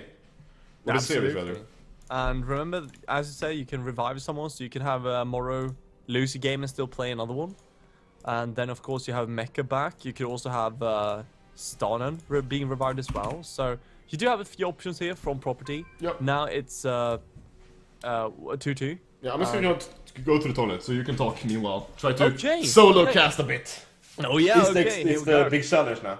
Oh, so you guys are left with me, eh? Ooh, God, I feel bad for you already. No, but to be honest, you know, welcome. If you just tuned in, by the way, this is Property TV. I am Zeweig, and if you're wondering why I'm looking away, but that's because I have two monitors, one for StarCraft and one for all the info. Yes, indeed. So let's see. I'm trying to find the Cascade Clan League. Here we go. So right now, if I understood Viking properly, Property is rank 3. Yes, they are. So right now, Property is tied third with Vega Squadron at 6 points. Then you have Neurosoft at, what is it, 7th position at 1 point. So Property is doing really well, actually. You have in the top 5, I want to say Cascade, Alien Innovation, Properties, Vega Squadron, Mind Sanity, and Against All Authority. Against All Authority. That's pretty interesting seeing that high. But yes, so, you know, welcome to the Cascade Clan League. And of course, I'm Zeweig, and right now on the toilet is Viking. So, you know, it's pretty fun casting here. First time on Property TV, and I do realize it is a bit awkward having just me speaking here. So hopefully, soon enough, you'll have my co-caster back. But meanwhile, we're waiting for Neurosoft to choose the next player. Right now, we are 2-2 in this best out of 7 all-kill format. We have Morrow playing for Property right now. I am just back. it back. Yes. And welcome back. Thank you very much, man. Did the solo casting go well? Oh yes, we already played 3 games. So, yeah, it's... so Morrow won, right? No, it's over. Oh. Nah, Neurosoft won, man. Sorry. Well, Moo. Yeah. Did it blink Iron? Nothing else. Oh my god. I freaking knew it. You knew it, yeah, of course. Yeah, It's god damn it. It's pros. Yeah, of course. You know, if nothing else, it's always gonna be Blink. Yeah, exactly. It's like MC in Wings. It was like, I'm just gonna go Blink Stalker. And I was like, yeah, but people are gonna hard count you if you only do it. He's like, no. I'm just gonna build more of them. Exactly. He's like, oh, you got speedlings. Well, I'm just gonna get so many Blink Stalkers that you can't get this around. It's like, you can't do that. Yes, I can. Wasn't that like his, or rather, Knighton's thought last game? Like, oh, you have enough Marines to deal with my Oracles? I'm gonna build more of them. Exactly. Oh, you have enough to deal with these as well? I'm gonna build gateway units. And in the end, Morrow just built more. It's like when you're Terran and you just, like, let's say you're Terran in, like, between bronze and gold somewhere where you still don't have the micro, perhaps, because you may be a macro player. Yeah. And you're like, okay, I know Marines are great, and you're facing a Zerg, so you're like, okay, so he has tons of banelings. I'm just gonna make, like, 4,000 Marines and just rally at him until he has no more banelings. Yeah. That's what I'm gonna do. I don't care for splitting. And then you realize, like, okay, I actually have to learn to split a bit. When I was back at that level, I would be like, wait. Terran units are more efficient than Zerg player, I heard. So you should just max out and then move out, like, you know, like all players at that point do. And I would just be like on 2 bases max out, and they would like expand all they wanted, and then they would have like 200 supply of purely banelings. And I mean that kills anything if you don't split, if you don't have Widow Mines, it kills everything. And it's Siege Knight at that point because I was Winds of Liberty, and like all my units would die. I would have Thors and they would die as well because well they are clumped, you know. Yeah. And I would be so mad, like, wait, I had 200 supply, Banelings, 200 supply Banelings are way too OP, nerf, please, Blizzard, what are you doing? And then I was like, wait, you can move units in fights? Oh my god, this changes everything! And from that point, well, I mean that's like the thing that happens to every Terran player. Suddenly you realize, I can micro, and it just happens. There's a lot of practice going into it, but like I feel like with all StarCraft and a lot of other things in life, like you plateau. Yeah, you know, like you improve and then you plateau for a while, and then you improve again, and then you plateau for a while. And it's kind of like a hunch you need to overcome, and then suddenly you're playing a lot better. And that's the thing, right? Apparently, I think you can hear the motorcycle outside. Goddamn people. But yeah, like there's something interesting actually with like learning, because a lot comes down to like how well you can learn, and people talk about plateaus. And the thing is, plateaus actually don't exist unless, like, it's basically when you reach a point where you don't know what you should be improving. Exactly, I agree. And then when you realize, like, okay, I can improve on this, then you stop plateauing again. So it's like basically it's like when you start slacking, or when you start like when you stop analyzing yourself, that's when you start plateauing. So it's pretty fun. Like I was reading a lot about that. I agree. I feel like plateauing is a word that's used for the wrong reasons. It's a good way to describe what happens, but it doesn't describe why it's happening. Exactly. People say like, "Oh, this player is plateauing." Like, let's say Flash. You know, when he played. Let's say someone like who was it? Let's take Nesty for instance. When he was like really good, right? People say, "Okay, this is as good as you can get in StarCraft," right? Like you can technically be better, but there's never gonna be someone better. Or when Flash was playing Brood War, but then you have, the same player 3 months later, and he's on the next level. I mean, just take StarCraft and like take a picture of a certain matchup of certain builds. Wait 6 months, and I promise you, those builds are being done by Diamonds and Masters. Yeah. Like that's how quickly things are changing in the game. I mean, as I think Day9 famously said it, is like, what is it? There's another caster, right? Oh, sorry, I'm interrupting. Oh yeah, the other guy. Yeah, I just ADD'd out. I have no idea what you were talking about. I was trying to get you into the game, but now we have another caster to get into the game. There we go. Okay, well, there we go. So, what was the saying? At least, like, as Day9 said, a silver player, nowadays, it would probably be rank 1 GM, like in the beginning of Wings, because people didn't know what to do. It was pretty funny because in the beginning of Wings and in middle Wings, you'd see like expansion build being 14-14. Nowadays, 14-14 is a hardcore in. Back then, it was safe expo. Oh god, it was so funny. But yeah, we are getting ready here. We're just getting in the last caster, but it's going to be Wellmer versus Morrow TVP once again. Morrow, of course, very strong in his TVP, and it's on Deadwing, so pretty big map, pretty amazing for drops. What do you think? I think that Morrow's TVP is his worst. Or rather, his TVP and his TVT are like kind of even. I would say they're about the same level. But he's amazing in TVC. He's expressed multiple times in chats and so on that, I mean, TVC is really nice for him, and it's a really good spot for Terrans right now. But TVP is one of those matchups that it's even, it's very good, and it might even be Terran favored early and mid game. But it gets to a point where it gets very hard for Terran player. It takes a long time. But, I mean, on a map such as Deadwing, the potential of getting that Ultrates, what am I talking about? The Archon, Colossus, Tempest, High Templar composition that is so amazingly hard to deal with. And that is what Morrow is fearing. But anyways, you can start the introduction. Alright, welcome back ladies and gentlemen to the Cascade Clan League. We are here on Deadwing, and in the top left hand side, playing for Team Property. It is going to be one of the most old school players you've seen. Did play Random, did play Zug, but now he's playing Terran. It is Morrow. And in the bottom left corner we have the blue Protoss player from Team Neurosoft.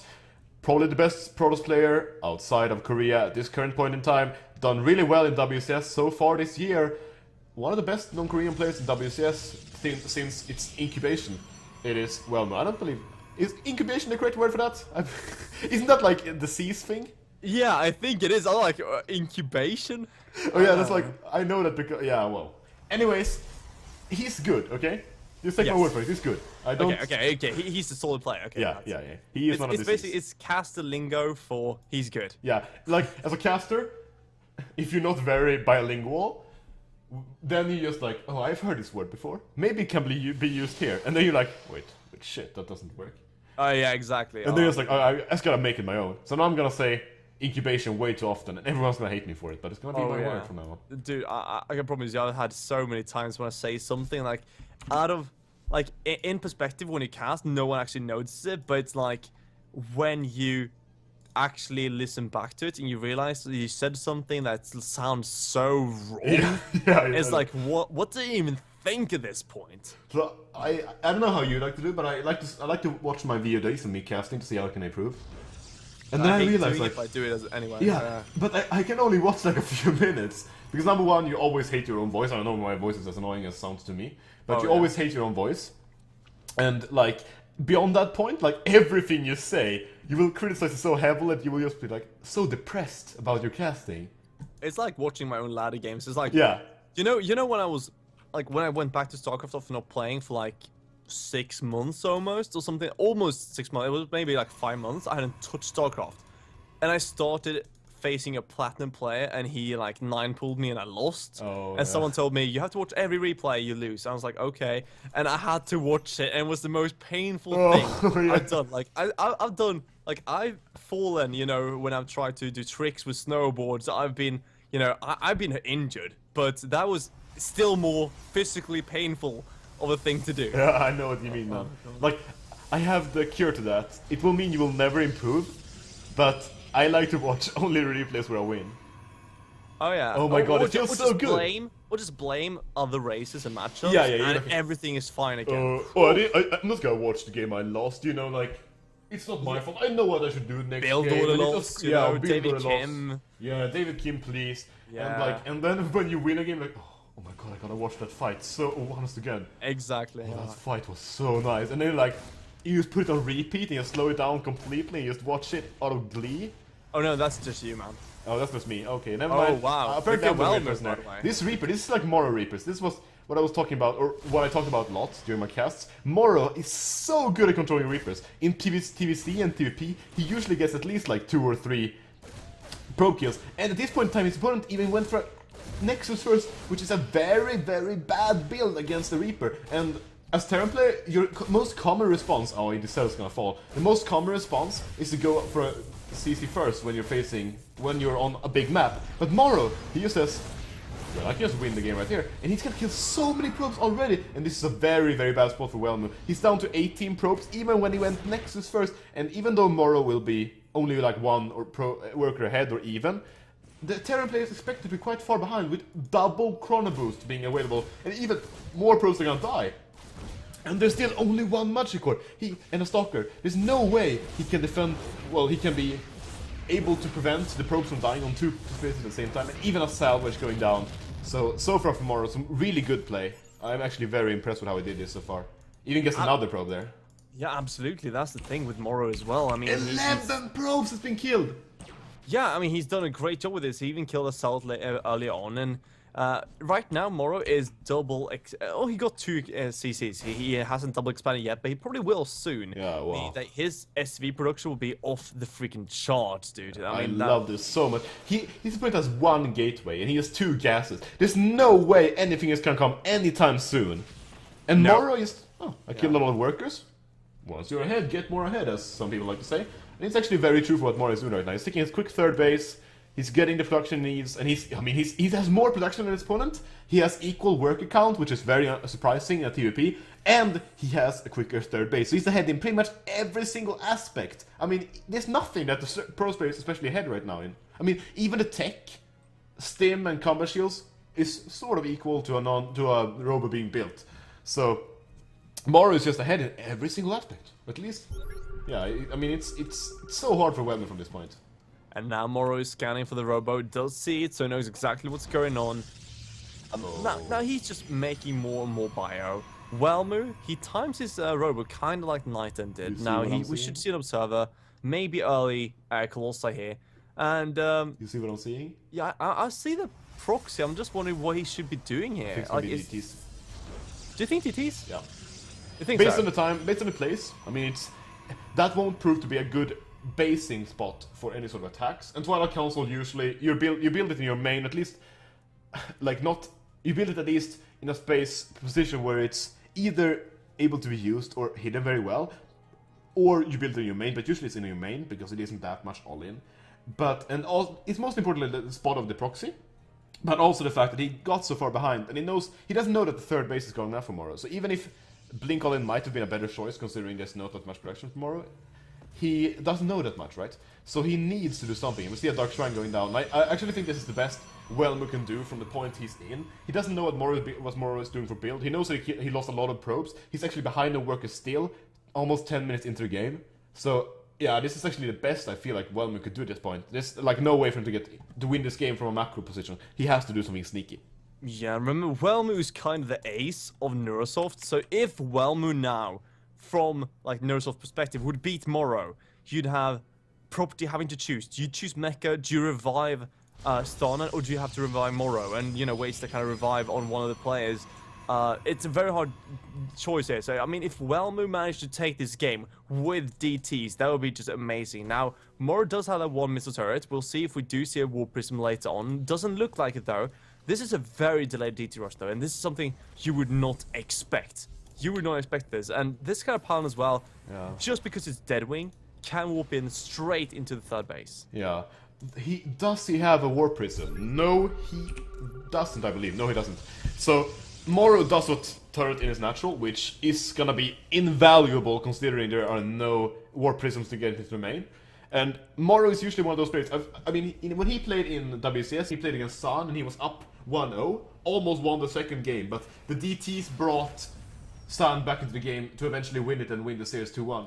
And Stan and Moro usually, he's just so good at macro, as I said earlier, that DTs are very good because he will have muled perfectly.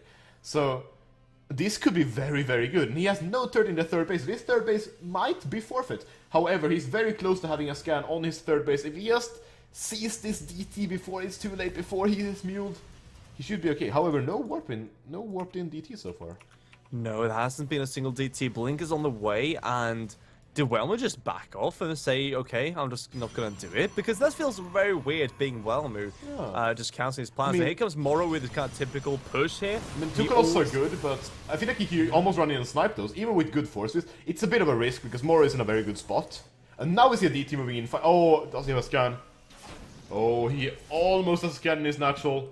And he does have a scan in his main, so he should be able to deal with this. But still, now he knows. He revealed his DTs for a total of 6 kills, which is okay. For 6 kills and a scan is okay for a DT.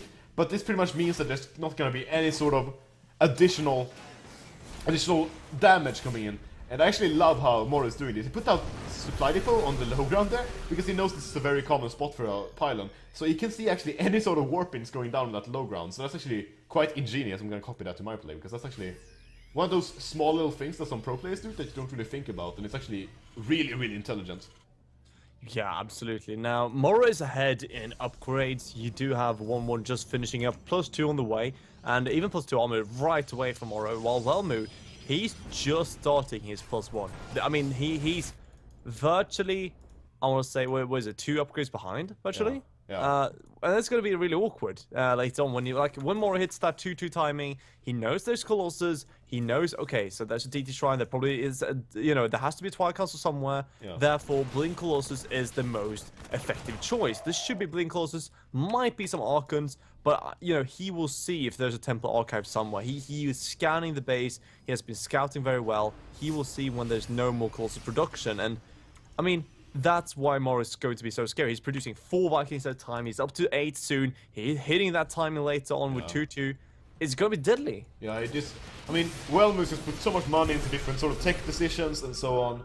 And Moro at this point, when a Terran player is ahead in upgrades, the Pros player is in a bad spot. Terran should never, ever be ahead on upgrades against the Pros because of that chrono boost, because of the reduced cost that happened a long time ago at this point. But Pros player usually is ahead in upgrades, and Moro being ahead is actually huge because it affects those quick attacking bio units, and most importantly, it helps the survivability against the 2 times attacking Zealots so much that a Protoss player, Zealots will dissolve, and Zealots won't do as much damage. Colossus get a lot more inefficient because there's so many AoE units out of the Protoss player, and so many units that benefit from upgrades so heavily that when a Terran player is ahead, it's insane how much of a difference it makes. So once these 2-2 finishes, I feel like he could pull SVs if he wants to, but I don't think he needs to. He just has so many units, and sure, 4 Colossus are good, but that's all he has.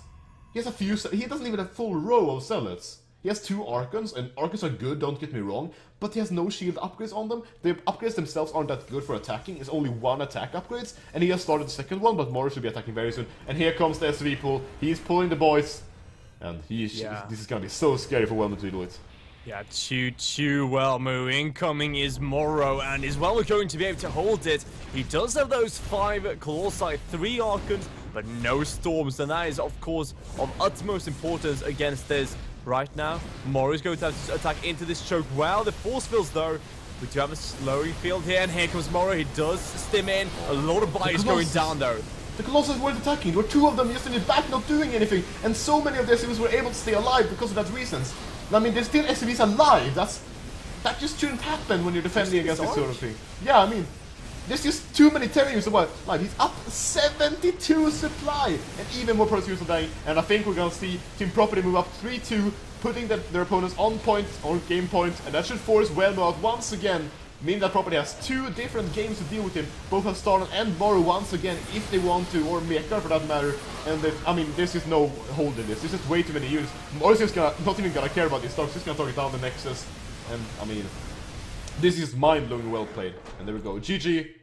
Moro takes the game against Wellmu, taking down one of the best pros players outside of Korea, and puts his own team Property up 3-2 in this best of 7 series.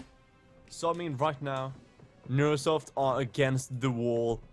Things are getting heated. They have to win 2 in a row. They can have Wellmu. They can have Kras. I think those are the 2 actually. Kras and Wellmu. I don't think. I mean. So. Oh, sorry. Go ahead. No, I was thinking maybe they can revive Night End as well, I guess. But Wellmu, I would take any time over Night End, to be honest. Yeah. So we probably will see a Night versus Moro rematch. If Wellmu was to win, as Team Property, who would you choose then? Would you choose Moro again?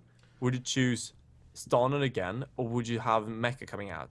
This is a very, very, very, very hard choice. I don't know how Lin wants to do it, but it's kind of a way off. I mean, Moro, I'm not gonna... Sorry, Starnon, sorry, Mecha, but Moro is the best player in Property. He's the best. Whoa, here we go. No, sorry. He's the best player in Sweden. And I would agree, actually. So yeah, I would rank him as the 3rd best player in Sweden, while Sonnen being the 4th or 5th. After perhaps Mineracer and Sandster. It's still very, very even between those 3, in my opinion. Oh, yeah. And so, I mean, I would say that, like, in pure skill, Moro is the best choice. But PvP isn't the way it is. I would still say Wellmo is a better player than Moro. Once again, sorry, Moro. I would say that Wellmo is probably... I just feel like everyone, like, somehow... It's so hard to know, though. In 2 sentences... I just pissed off like my whole team. Exactly, you managed to make everyone in your team hate you, and now you're gonna get kicked out of the cast. Yeah, but I can join Poison TV then, right? You gotta host me, man. You gotta save me. I'll see what I can do. Wow. That's reassuring. Yeah, exactly. No, but like, I feel like the choice is going to be very, very hard. Mekar is very, very good, and he's lesser known, so perhaps Wellman knows less about him. But even then, he plays a lot of ladder games. He is in GM, and he plays under his actual account, which in and of itself gives Wellman probably quite a lot of knowledge about him. Starnan is also one of those players who's been up and coming. He has a lot of games played lately. He has played a lot of the Clan Wars, and he's also well known, so Wellman probably knows quite a lot about him. And the same goes for Moro. So, if you want to go with a PvP, I feel like Mekar might be a better choice than Starnon, based on the fact that he's lesser known, and I feel like he can play a bit sneaky. Don't quote me on that though. And Moro, it's so hard. Like I'm just like changing my opinion as soon as I said it. Like I'm about to say one thing, and then as soon as I'm saying it in my head, I'm like, no, that's completely incorrect. And I try to say a different thing, and then once again the same thing happens. It's just such a hard choice. Like, I don't envy Yanruyo for having to potentially go through that decision if Moro were to lose. Oh yeah, it is a hard decision. I have to agree. It is. Who would you choose though? As someone who isn't really in Team Property, who would you, as an outside perspective, who would you like to be honest, if Moro lost, I would easily pick Moro again, unless actually it depends. If Moro gets completely wrecked by a build because he didn't play well enough, I would pick someone else. But 9 times out of 10 it would be Moro, unless something really special happen on Oh, Nimbus. but we're gonna have a TVT though. Oh, this makes me happy. This makes me so happy. I feel sorry for you because you didn't really get much surcasting in. It was just the first game, which was, to be honest, a very good game. But I mean, TVT, that makes me happy. Oh, it's just such a cozy little fun matchup with so many different things. Oh, there's just something about TVT that makes me happy. Even though the Doom drops and the 1-1-1s and all the Hellion all-ins, the matchup is just so much fun, and it's so often you see. I can hear your smile. I can't. Yeah, even I'm see because of the smiling delay. heavily. I can like hear the smile through the microphone. I'm like, oh god, no, this is gonna be a TVT. Oh yes, I love TVTs. Oh, this is where dreams are crushed, man. This is where dreams. Yeah, are when I'm crushed. playing it, I'm like, oh, fucking Medivacs. But when I'm watching it, I'm just like, oh yes, Medivacs. Did you just drop the F-bomb? Yeah, I don't do F-bombs. you This is can't- property. you can't- This is prOpTV, man. We don't care. Oh, okay. Yeah, Yeah, you just- uncensored. Oh, you don't give This a is shit. reality. Okay, okay. Yeah, yeah. Oh, this yeah, is we don't give a reality shit. TV. Yeah. It's like and people are like, oh, so you're casting? Like, no, I am the star here. Like, it's reality TV about the casters. Yeah, you know, the game's going on, that's just a tool. What you should focus on is us. We're just Oh, using yeah. it to bring our amazingness forwards. Of course, that's how it works, man. Yeah. No, like StarCraft is like one of the few games where actually, like, we have more people knowing the casters than actually the players. Yeah. I did this test once because people like I know Apollo and them were talking about it. Yeah. I have to double check again what the numbers were because I want to say it wrong. But how was it again? I have to check. Apollo has, like, if you take someone like Apollo, he has 57k viewers. Followers on Twitter, right? Yeah. If you take Jaedong, who's like, you know, Probably the most well-known Korean Yeah. player in my opinion, because... yeah, he has 15k less than Apollo. Wow. Flash, can you Okay. check Flash? Because I think that's very interesting. Oh yeah, Flash would be cool. What is Flash's? I don't know what Flash is. Oh, but the game started anyways. I believe he would have even less because he's Korean and that isn't on a non-Korean team. But that's actually very interesting. I feel like Yeah, I you mean- should write like an academic work and become a Oh, I doctor. should. Actually, to be honest, Professor. Artosis has like 106k, so it's like, I don't know, like almost 2.5 times more than Jaedong has. Yeah, I mean, that's the thing, right? We just gotta become like Artosis. Oh yeah, that's how you do it. Yeah. Oh god, but yeah, I mean, we're getting into Nimbus. It's going to be a TVT, Oh my so God. TVT.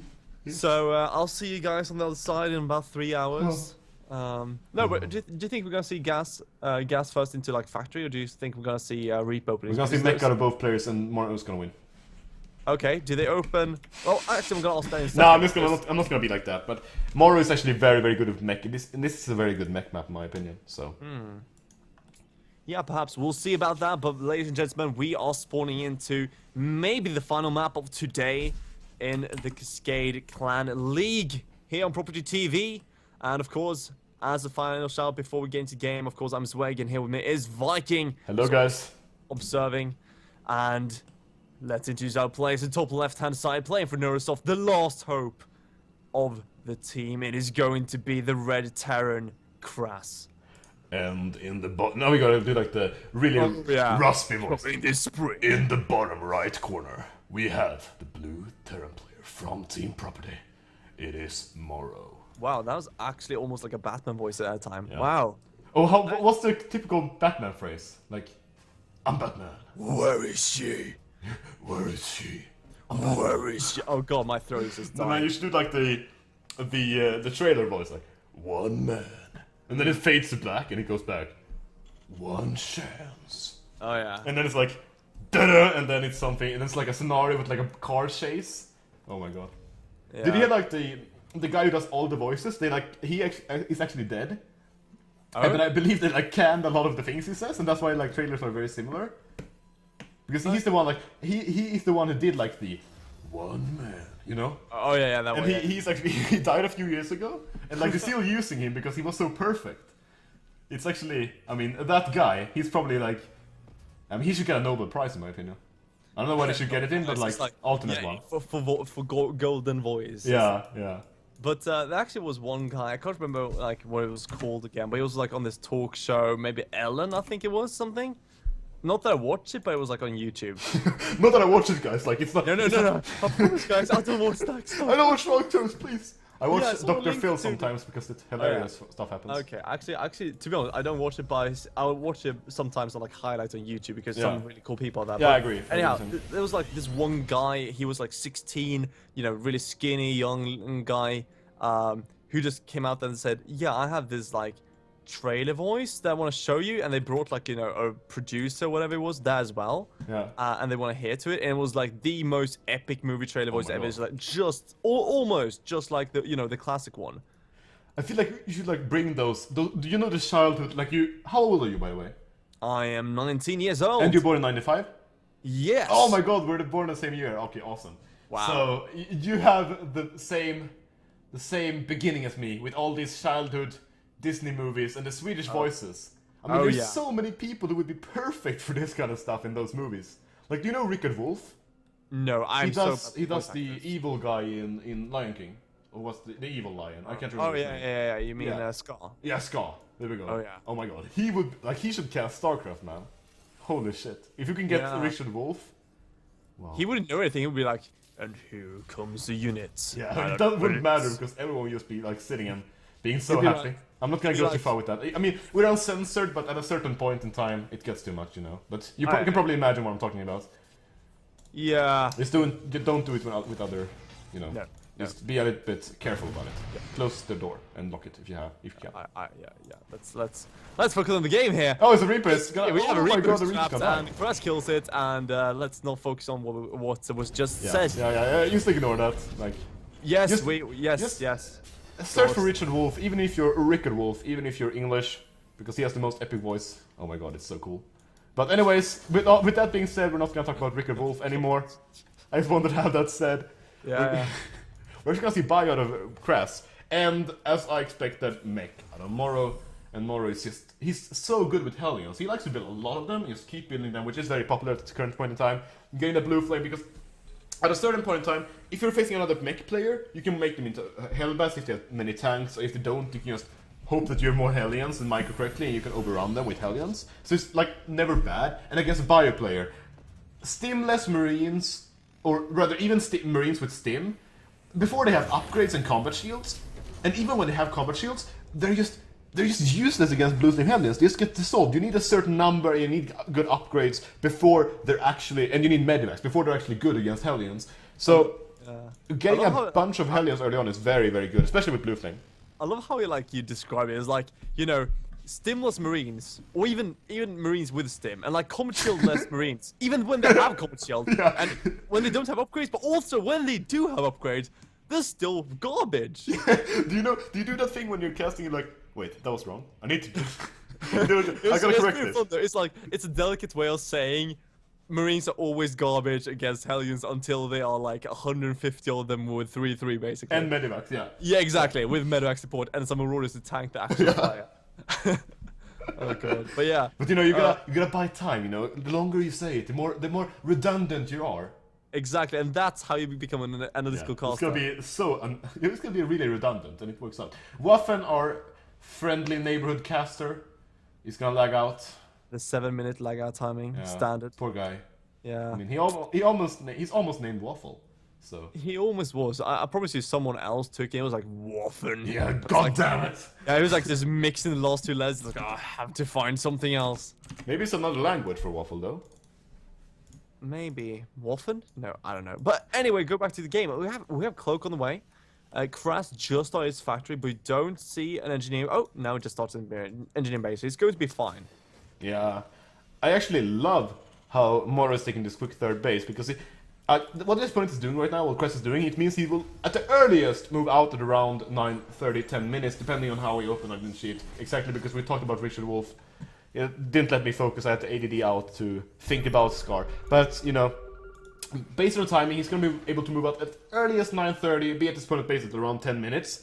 And at that point in time, Morrow will be able to have enough. Even after going Banshee and Factory, he will be able to get at least a few tanks out, and he will have a bunch of Hellions. So as long as he doesn't overcommit and lose the Hellions to nothing, he should be able to defend what Kras is going to pull at his opponent quite easily, because there's no early tank pushes. The map, it's cross-position, and as I said earlier, Marines without Stim, or with Stim, or with combat shields, or without combat shields, are kind of bad against Hellions.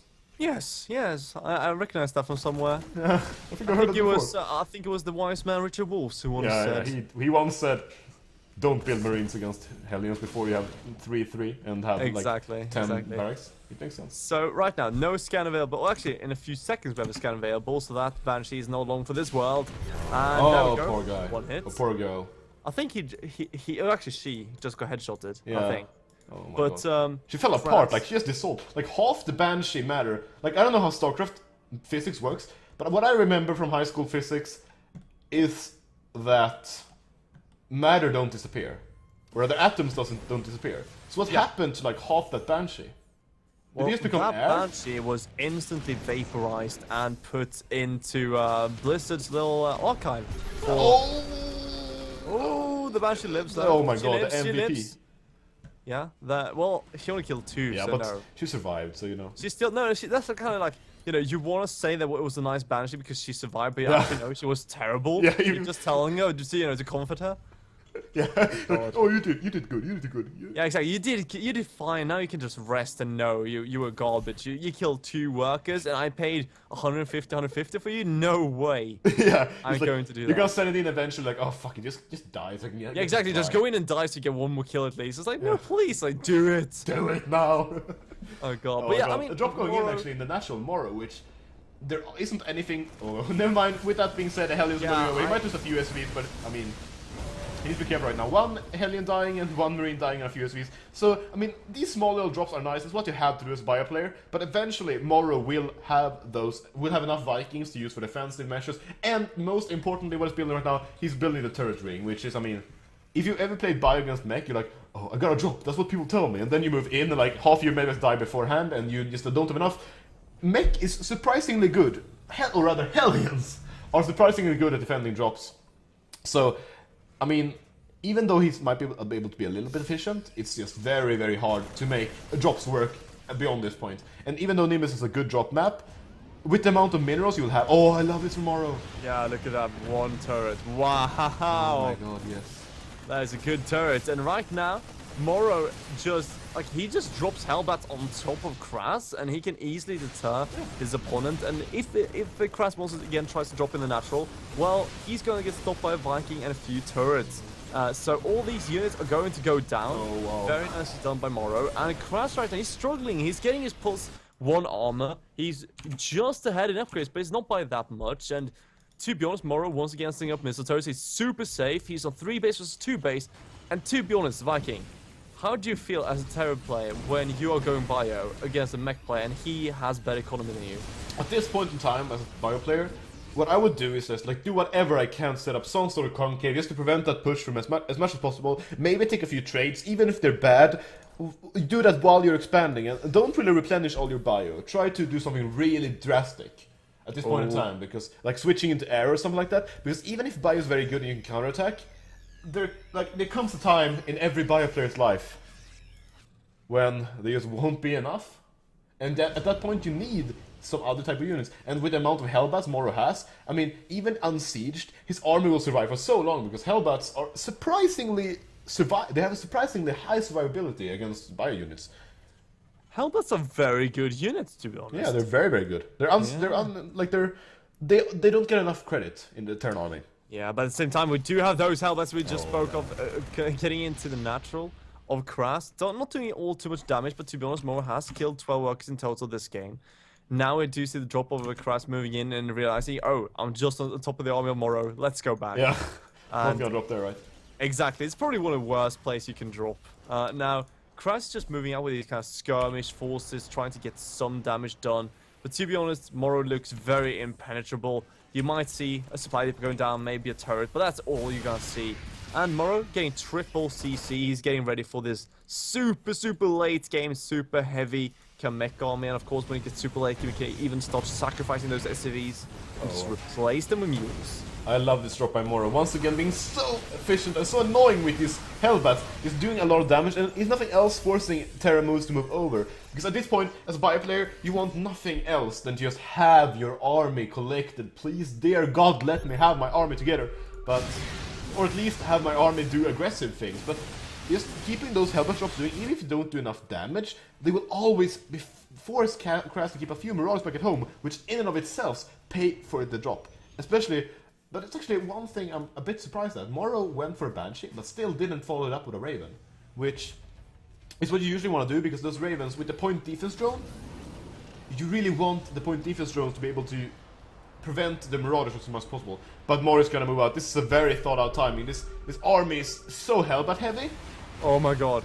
Yeah. He does get the dropship as well, so he kills all those units, and Christ is out of position. Oh my, I think Crass is actually, yeah, I don't think Morrow should move out right now. I agree with his decision of being a bit timid. At least make sure he has PF right here, beforehand, because, I mean, two siege tanks, oh, he's gonna move out. Because this army, if this Crass army moves in immediately, okay.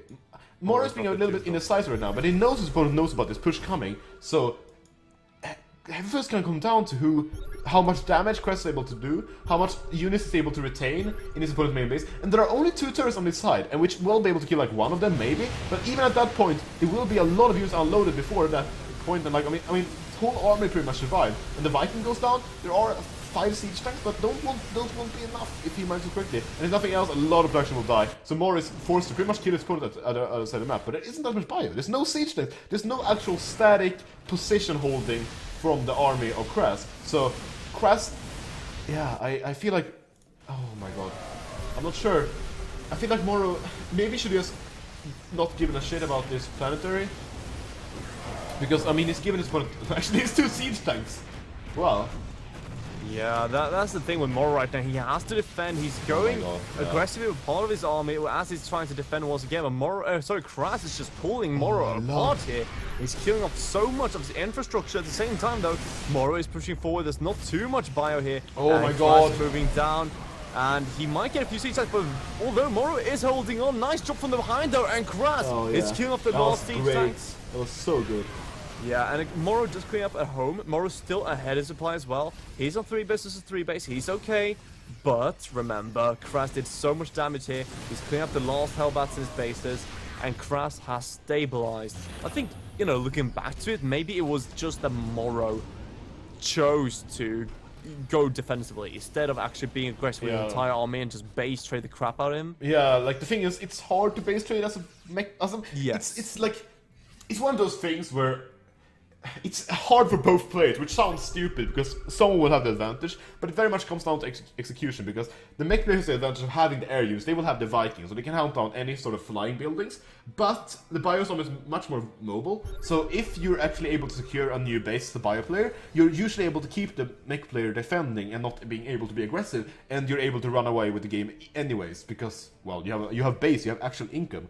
So it's very, very hard to base trade for both of these players, and neither of them really want to get in that position, because then it comes down purely to who's able to get into the correct position with their army, which is very, very hard for both of these right now, because one army is very mobile and the other is very weak in a straight up fight. However, he's actually moving in with a lot of units right now. He's stimming straight up, he's just gonna attack, but there's so many Hellbats. The question is, will they be enough? I feel like he unloaded too many of them in one position. He needs to, oh my god, he needs to wait for his, oh no, Morrow! Oh my god, he's gonna lose so many of them! Yeah, he's losing way too many medevacs here, and he's losing also his tanks, which is a very big point here. And only 4 tanks left trying to repair the planetary. Here comes the medics, again, losing every single one! Oh my god. And this planetary is gone, man. This planetary is so dead. Oh, great splitting up across as well. Makes it so that the least amount of damage possible is put on those bio units, and he cleans everything up, and now Morrow is behind supply. Nice little kind of thing here with his siege tanks, but still, Morrow is losing so much to this. A 4th base is set up for Crass. His 4 base was 3 bases. Morrow is still struggling for that 4th base, and I understand that as a mech Terran, you know, a big problem here is setting up your 4th base, because 3 bases, you can still, you know, defend between your natural and your 3rd, or your main and 3rd in this case, because you can still cover both of them. When you have a 4th base, you can't cover your 3rd and your 4th at the same time, and that is the big problem for Morrow right now. Exactly. I mean, he has a lot of minerals, so building turrets and building command center isn't the big issue. The big issue comes down to the fact that he's having, as you said, to spread so thin with his units that he can't really take a good fight. And if he can't take a good fight, eventually the bio player who usually has the advantage in the economy will run away with this game, which is what we're kind of seeing out of Crass. He took a good fight with bio against mech, and not only the fact that mech is a lot more expensive, it also takes a way longer time to build. So if you're able to get a bigger army than your opponent, you're gonna be able to max out way before them. And at that point, Bio can win against mech, especially since playing without siege tanks, he's able to be so mobile. Moro, he has a lot of siege tanks set up, but I'm not sure it's gonna be enough. He's gonna be forced to move his Hellbats down if he actually steals in. But at this point, Kras is just posturing for a position. He wants to make sure that he's actually forced to keep his army spread out. And if nothing else, there's only 3 siege tanks over here. Yeah, this is going to be a very hard one. A lot of Moro is coming down here for Krasis, pushing on forward. Now comes Moro with the rest of his army. It's going to be enough though. Those siege. Oh my god! Oh, that was such a bad move by Kras. A little bit of mistake, and he loses so many units. There, you really see the strength of mech units. He misclicked a little bit with his army once, and he only got away with enough for like 2 medivacs. After having a huge army, and suddenly Moro and Kras are equal in supply, after Kras being up almost 30. Yeah, but Kras is once again moving to the right-hand side, and Moro is not in position yet. He's moving very quickly, though. Might just lose his factory, and he has to be very careful, though. Kras is so aggressive on the map, and trying to pick up the tank, not going to work. Remember, Moro did scout the command center, who's soon a planetary as well, in the bottom left-hand side. So Kras moving up into a 5-base scenario here, just choosing actually to expand just next to Moro. So he can be extremely aggressive at the same time as he's actually defending his own bases, which is kind of a cool move. We'll see Kras getting very, very aggressive. Of Moro now getting Raven energy. He's getting his upgrades. I mean, I don't know. Moro will get very scary, but the question is, can Kras shut him down in time? What do you think here? Look at this drop right now. The problem for Kras is that in fact he has one of the hurt medivacs in the front, but if he's able to fix that, this is gonna be very annoying. Once again, having more units in the main base. These Terran armies from Kras aren't doing that much, but they're all a distraction. This drop could... Actually, 2 of the medivacs dying before even unloading a single unit, and 3 medivacs worth of units is annoying, sure, but that won't be the end-all be-all in this base. He might kill one of the command centers, so surely enough he does. But this army is dead. These Marines and Marauders all dead at this point, and he can only try to trade. And at the same time, Moro's doing such a good job splitting up his army. He has the perfect amount of units he needs at each side, and he's gonna lose even more medivacs in his turns. He can't afford to lose all these medivacs because they're so important for his mobility. Yeah, right now Kras is trying to attack in one direction as he's attacking, as he's harassing in the other. So right now dropping the main base once again, trying to poke the at +1 attack, or +1 armor. Oh my god, falls a few seconds before finishing, which is actually very annoying because that +1 armor is very, very good for those Hellbats of actually tanking against the bio units, which gets very important once you're actually going in on the big fights, because it isn't all about the siege tank, especially playing as Hellbat heavy, as Moro likes to do, with these dropped medivacs. It also affects those medivacs, of course. So, and the Vikings, if your opponent decides to switch. So, Moro, oh, I love this going on Banshee. I love this so much.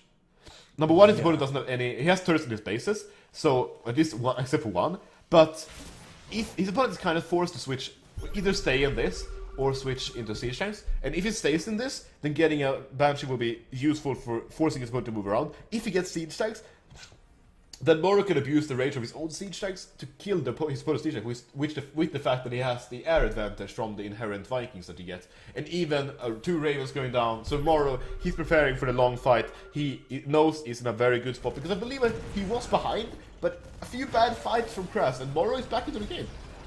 Yeah, absolutely, and right now Kras is moving out on the map here, and remember guys and gals and everything, like, this is a big deal. Like, if Moro wins this, property wins, that is it. If Kras managed to take this, we get into the ace match. Remember that, it's very close at this point, but Moro is holding on tight. Kras has a big arc here. Look at the minimap, he's all over the place, and now he's moving in. There is no planetary yet, and those siege tanks are falling so quickly. Moro now moving his entire army. Lift it up. Will he save it? Oh, there aren't that many Marines though. I think he will save it. Oh, great move by Moro. Saving that base is so important because of that gas income, and his siege is up. And once again, it does such an amazing job having enough units to at least not die and get the rest of his units over in that position. And the longer the game goes on, the less and less efficient this bio army is getting. He doesn't even have 3-3 fully for them yet. He only has 3-2, I believe, which is nice, but the Moro's upgrades are just running away, and his army the game is just running away on his side. There's a lot of units running in right now though, but maybe actually a very good spread by his opponent Kras, and Moro is actually losing a lot of units. Will these Ravens with the point eater drones be enough? It looks like they barely will, but Planetary is forced to cancel once again, and a lot of SVs are gonna fall. This was a very, very even trade, but Moro needed a base more than his opponent. Wow. Oh my god. More orders, but those point defense drones they're though, so good. right now, It's Viking. so freaking good. Yeah, point defense are pretty damn awesome. But Kras is still pushing on forward. Moro dropping supply, Kras as well, both at around 100 supply at this point. Yeah. And Kras will have to go back, but he did delay that base for such a long time. Did kill off a lot of those tanks. Moro still having 14 tanks though. And remember, Moro does have a lot less workers, or like 13 less. So remember, if Moro is equal in supply, he actually has a bigger army. And you never want to have, as a bio Terran, you know, a bio player, you never want your opponent as a mech to have more, a big army than you, more supplying armies. So right now, he's trying for the drop once again. Not too many turrets here. There are 3, but only 1 will be able to shoot at them. And here we go. Great job. I'm so impressed by Krast's ability to keep his opponent low on supply. Because even as you mentioned, that mech is more efficient on supply. If you have low enough supply at this point in the game where there are a lot of different bases, it's harder for a mech player because you have more bases to protect, you're less mobile, so you can't just run back and forth to defend stuff. So you're forced to spread out with like 2 siege tanks on a base. And if Crisis like says, oh okay, we have equal armies, but at this point you have 2 siege tanks on this base and my whole army is dropping on top of it, you know you will at least trade decent and maybe